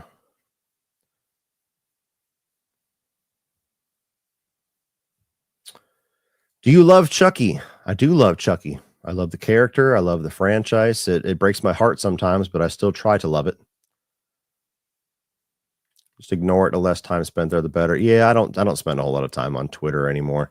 I've gotten myself into trouble on Twitter numerous times because I spend too much time worrying about getting into arguments or chiming in on something. And, you know, like I had a whole thing with, I saw the TV Glow where people were trying to brand me as transphobic and everything because I didn't love the movie. And then I had this fucking psycho bitch from Fangoria that was hating on me for a while. And Twitter's just fucking toxic waste. So ever since that happened, I'm just like, okay, I've had, and even Trap just before that, it was like bam, bam, bam, a bunch of bullshit within a month. I was like, okay, I'm just whatever. I'm going to come on here and read some news and stuff like that. And I'm just kind of tired of getting into it with people. What did I think of Mikey Madison and Honora? For me, she's the front runner to win Best Actress. Her and Demi Moore are the two picks for me. They got my 2 votes for the Critics' Choice Association. You and Adam Does Movie should do a Nosferatu spoiler live. Yeah, I don't know. Maybe. I see that he didn't care for it too much. Do you make most of your money off of YouTube? Well, money, I mean, YouTube is my job. That's my career. I'm full time. So this is everything that I make off of YouTube, and everything that's attached to YouTube is all the money that I make. If you're asking as far as like, where does the lion's share of my income come from as far as like YouTube, Patreon sponsorships and everything, it's YouTube ads is where I get most of my money now that I'm full time. You didn't used to be that way. Mailing you a replica. I appreciate it, man. That's cool of you. Thank you. All right. A couple more super chats. You've been following. I was gonna say you've been following. Yo, been following your channel for a while now. Love your opinions. Anyways, I've never seen you talk about any Japanese horror like The Grudge, The Ring. What are your thoughts on them? I've never seen the original Japanese movies, and I'm not a big fan of the American ones, and that's the reason why. The Grudge, The Ring, they came out. They were huge, and I just never really got into them. So I'm still. There's a lot of foreign horror that is still kind of a blank spot for me. I've watched a lot of the newer releases and stuff like at film festivals, so I'm trying to get better about it. But I haven't watched any of the originals. That's why I haven't talked about them. What is your dad's favorite horror movie? I don't know. It would probably be one of mine. It would probably be like John Carpenter's The Thing. If you consider Jaws a horror movie, Jaws would probably be his pick, if not one of the picks. He's not so much into the slasher stuff. He kind of used to be and kind of fell out of love with it. So for him, it's going to be more of those movies. So I would, if I was to bet money, I would say it's either Jaws or The Thing. Thoughts on Wicked? Also, The Shining is the best. Shining's great. Wicked was really good. It's not really my thing necessarily. I'm not a big musical guy, but I was surprised how much I enjoyed it. So that's definitely going to be one of the surprises of the year for me. Do you think Original Sin could be the Better Call Saul of Dexter? No. No. It's nowhere near the level of Better Call Saul. Nowhere fucking near. Better Call Saul has a purpose. Better Call Saul could stand on its own. Better Call Saul was not only a treat for fans of Breaking Bad, but was also an onboard for new fans. You could watch Better Call Saul without having seen Breaking Bad and make complete sense of it. And just the level of quality as far as the acting, the directing, the writing. I mean, we're only 4 episodes in, so I can't fairly say a lot, but for me, it's not even a comparison. Like Dexter Original Sin is fine. It's fine, passable entertainment, but it is literally just cash grab. Let's make some Dexter shit because people want Dexter shit. Better Call Saul was anything but that. All right, guys, I'm going to get off here within the next 5 to 10 minutes. I'm going to get these last couple done. You've talked about horror movies that people don't consider to be horror. Any films that go the other way, the people that think are horror but aren't? I don't know about that one. That's an interesting one. I can't think of any examples off the top of my head. People are weird about that with genres. Even in music, like you have people that don't understand the difference between rock and metal. They'll try to tell you that AC/DC is a metal band, and you're like, the fuck? No. So people are weird about that. I can't think of any examples off the top of my head right now. I'm sorry. But I'm sure there are. I'm sure I've had some of them, but it's usually the other way. When you're reviewing a franchise to rank, for example, Friday the 13th, are you watching all the movies in a matter of days? No, I don't like to do that because then I'm setting myself up for failure. Typically, when I do a review series, I watch a movie and then I review it before I watch the next one, with few exceptions.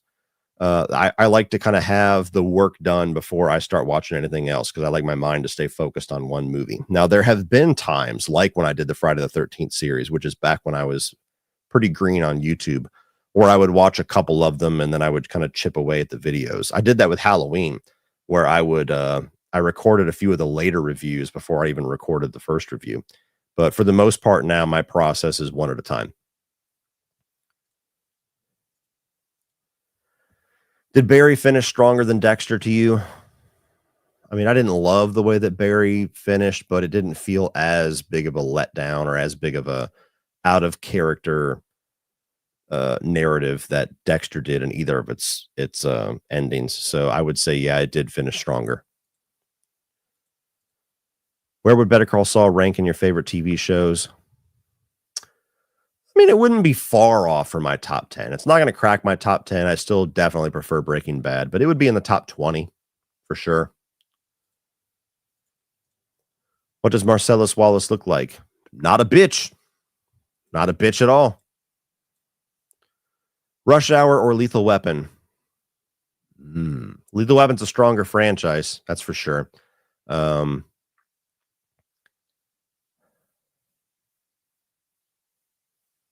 don't know. That's a tough one. They're very different. Rush Hour is much more comedy. Lethal Weapon's much more action and drama, though there is comedy in it. I can tell you that it would basically come down to Rush Hour 2 versus Lethal Weapon 2, because those are my two favorites of those.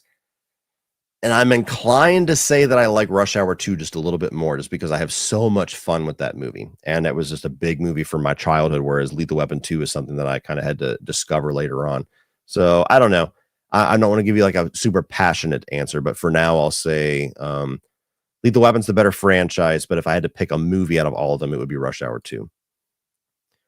All right. We will go until 2 hours and 40 minutes. So I'll answer a few more. Thank you guys so much for the super chats, but don't send any more of those in, please. I'm just going to answer a few of the regular questions and then wrap this thing up. Strange Darling or Cuckoo? You know, I would probably lean Cuckoo, but Strange Darling is so fucking good that it's hard. Strange Darling is one of those movies that I don't think I would rewatch very often, whereas Cuckoo I've rewatched and I just really enjoyed it. It's so fucking weird and bizarre. Strange Darling was like, it blew me away when I first saw it. Then I rewatched it when I did my review for it almost a year later. And because of the nature of that movie, because of how it's structured, a second watch isn't nearly as rewarding for that one. That's kind of one of those movies where once you kind of see the magic trick, once you see behind the curtain, you're only going to have diminishing returns. Whereas Cuckoo, I feel like I could watch it and kind of unpack it a little bit more. So I'm going to say Cuckoo, but they're pretty close. What are your thoughts on Sleepaway Camp? Well, I've reviewed all of the four movies. I love the original. It's what I call a disaster piece. Love the original. I have fun with 2. 3 is pretty terrible. 4 is god awful. God awful. What are your thoughts on Wayne Brothers coming back for Scary Movie? I'm glad. They're the only people that I would want to see do it. Oh, we got one last super chat. Somebody didn't listen. Thank you. Last super chat, thoughts on You Don't Mess with Zohan. I'd say that was Adam Sandler's last great comedy. I have some laughs from that one, but I'm not a big fan of it. To me, the last great one was Click. That was the last good one. There's a number of really great bits in that one, but overall, the movie isn't one of my favorites. All right, one final question, then we're wrapping this up. Let me see if I can find a good one. If they remastered Metal Gear Solid 4, would you play it again? Absolutely. And I have a feeling they're probably going to remaster all of them. I think that they're going to remaster them in chronological order, not release order. I think that's why they call it Metal Gear Solid Delta. So I think we're going to get Snake Eater, depending on how successful that is. Then we'll get possibly maybe like remakes of the Metal Gear games. I don't think they're going to remake 5. 5's too new. But I think we'll get maybe a modern kind of retelling of the Metal Gear and Metal Gear 2 games, then Metal Gear Solid 1, then 2, then 4. I think that's what their plan is. So we'll see. That's a good question. Yes, it is. Yes, it is. It's a Metal Gear Solid question. Fine, one more. Let's see here.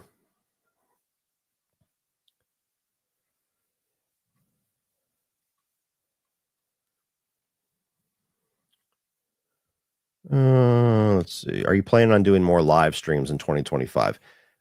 Yes, I would like to do one of these a month at minimum. As I said, I want to get kind of more structured with my schedule. Where this past year, 2024, I tried to have the new releases. I tried to do like a hidden gem review in the middle of the month. I would like to do at least a live stream, whether it's a Q&A or something else, at least once a month. So, yes, it's just been one of those things where, again, just been so crazy busy with everything that it always kind of falls to the wayside. But yes, that's a good one to end on. I do plan on doing more live streams in 2025.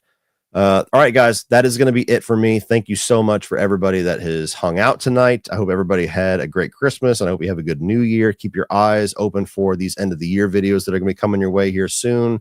And yeah, appreciate all the super chats, by the way, too. You guys always come out in droves for those, and I love you all for it. So with that, everybody have a good night, and I will see you on the next one.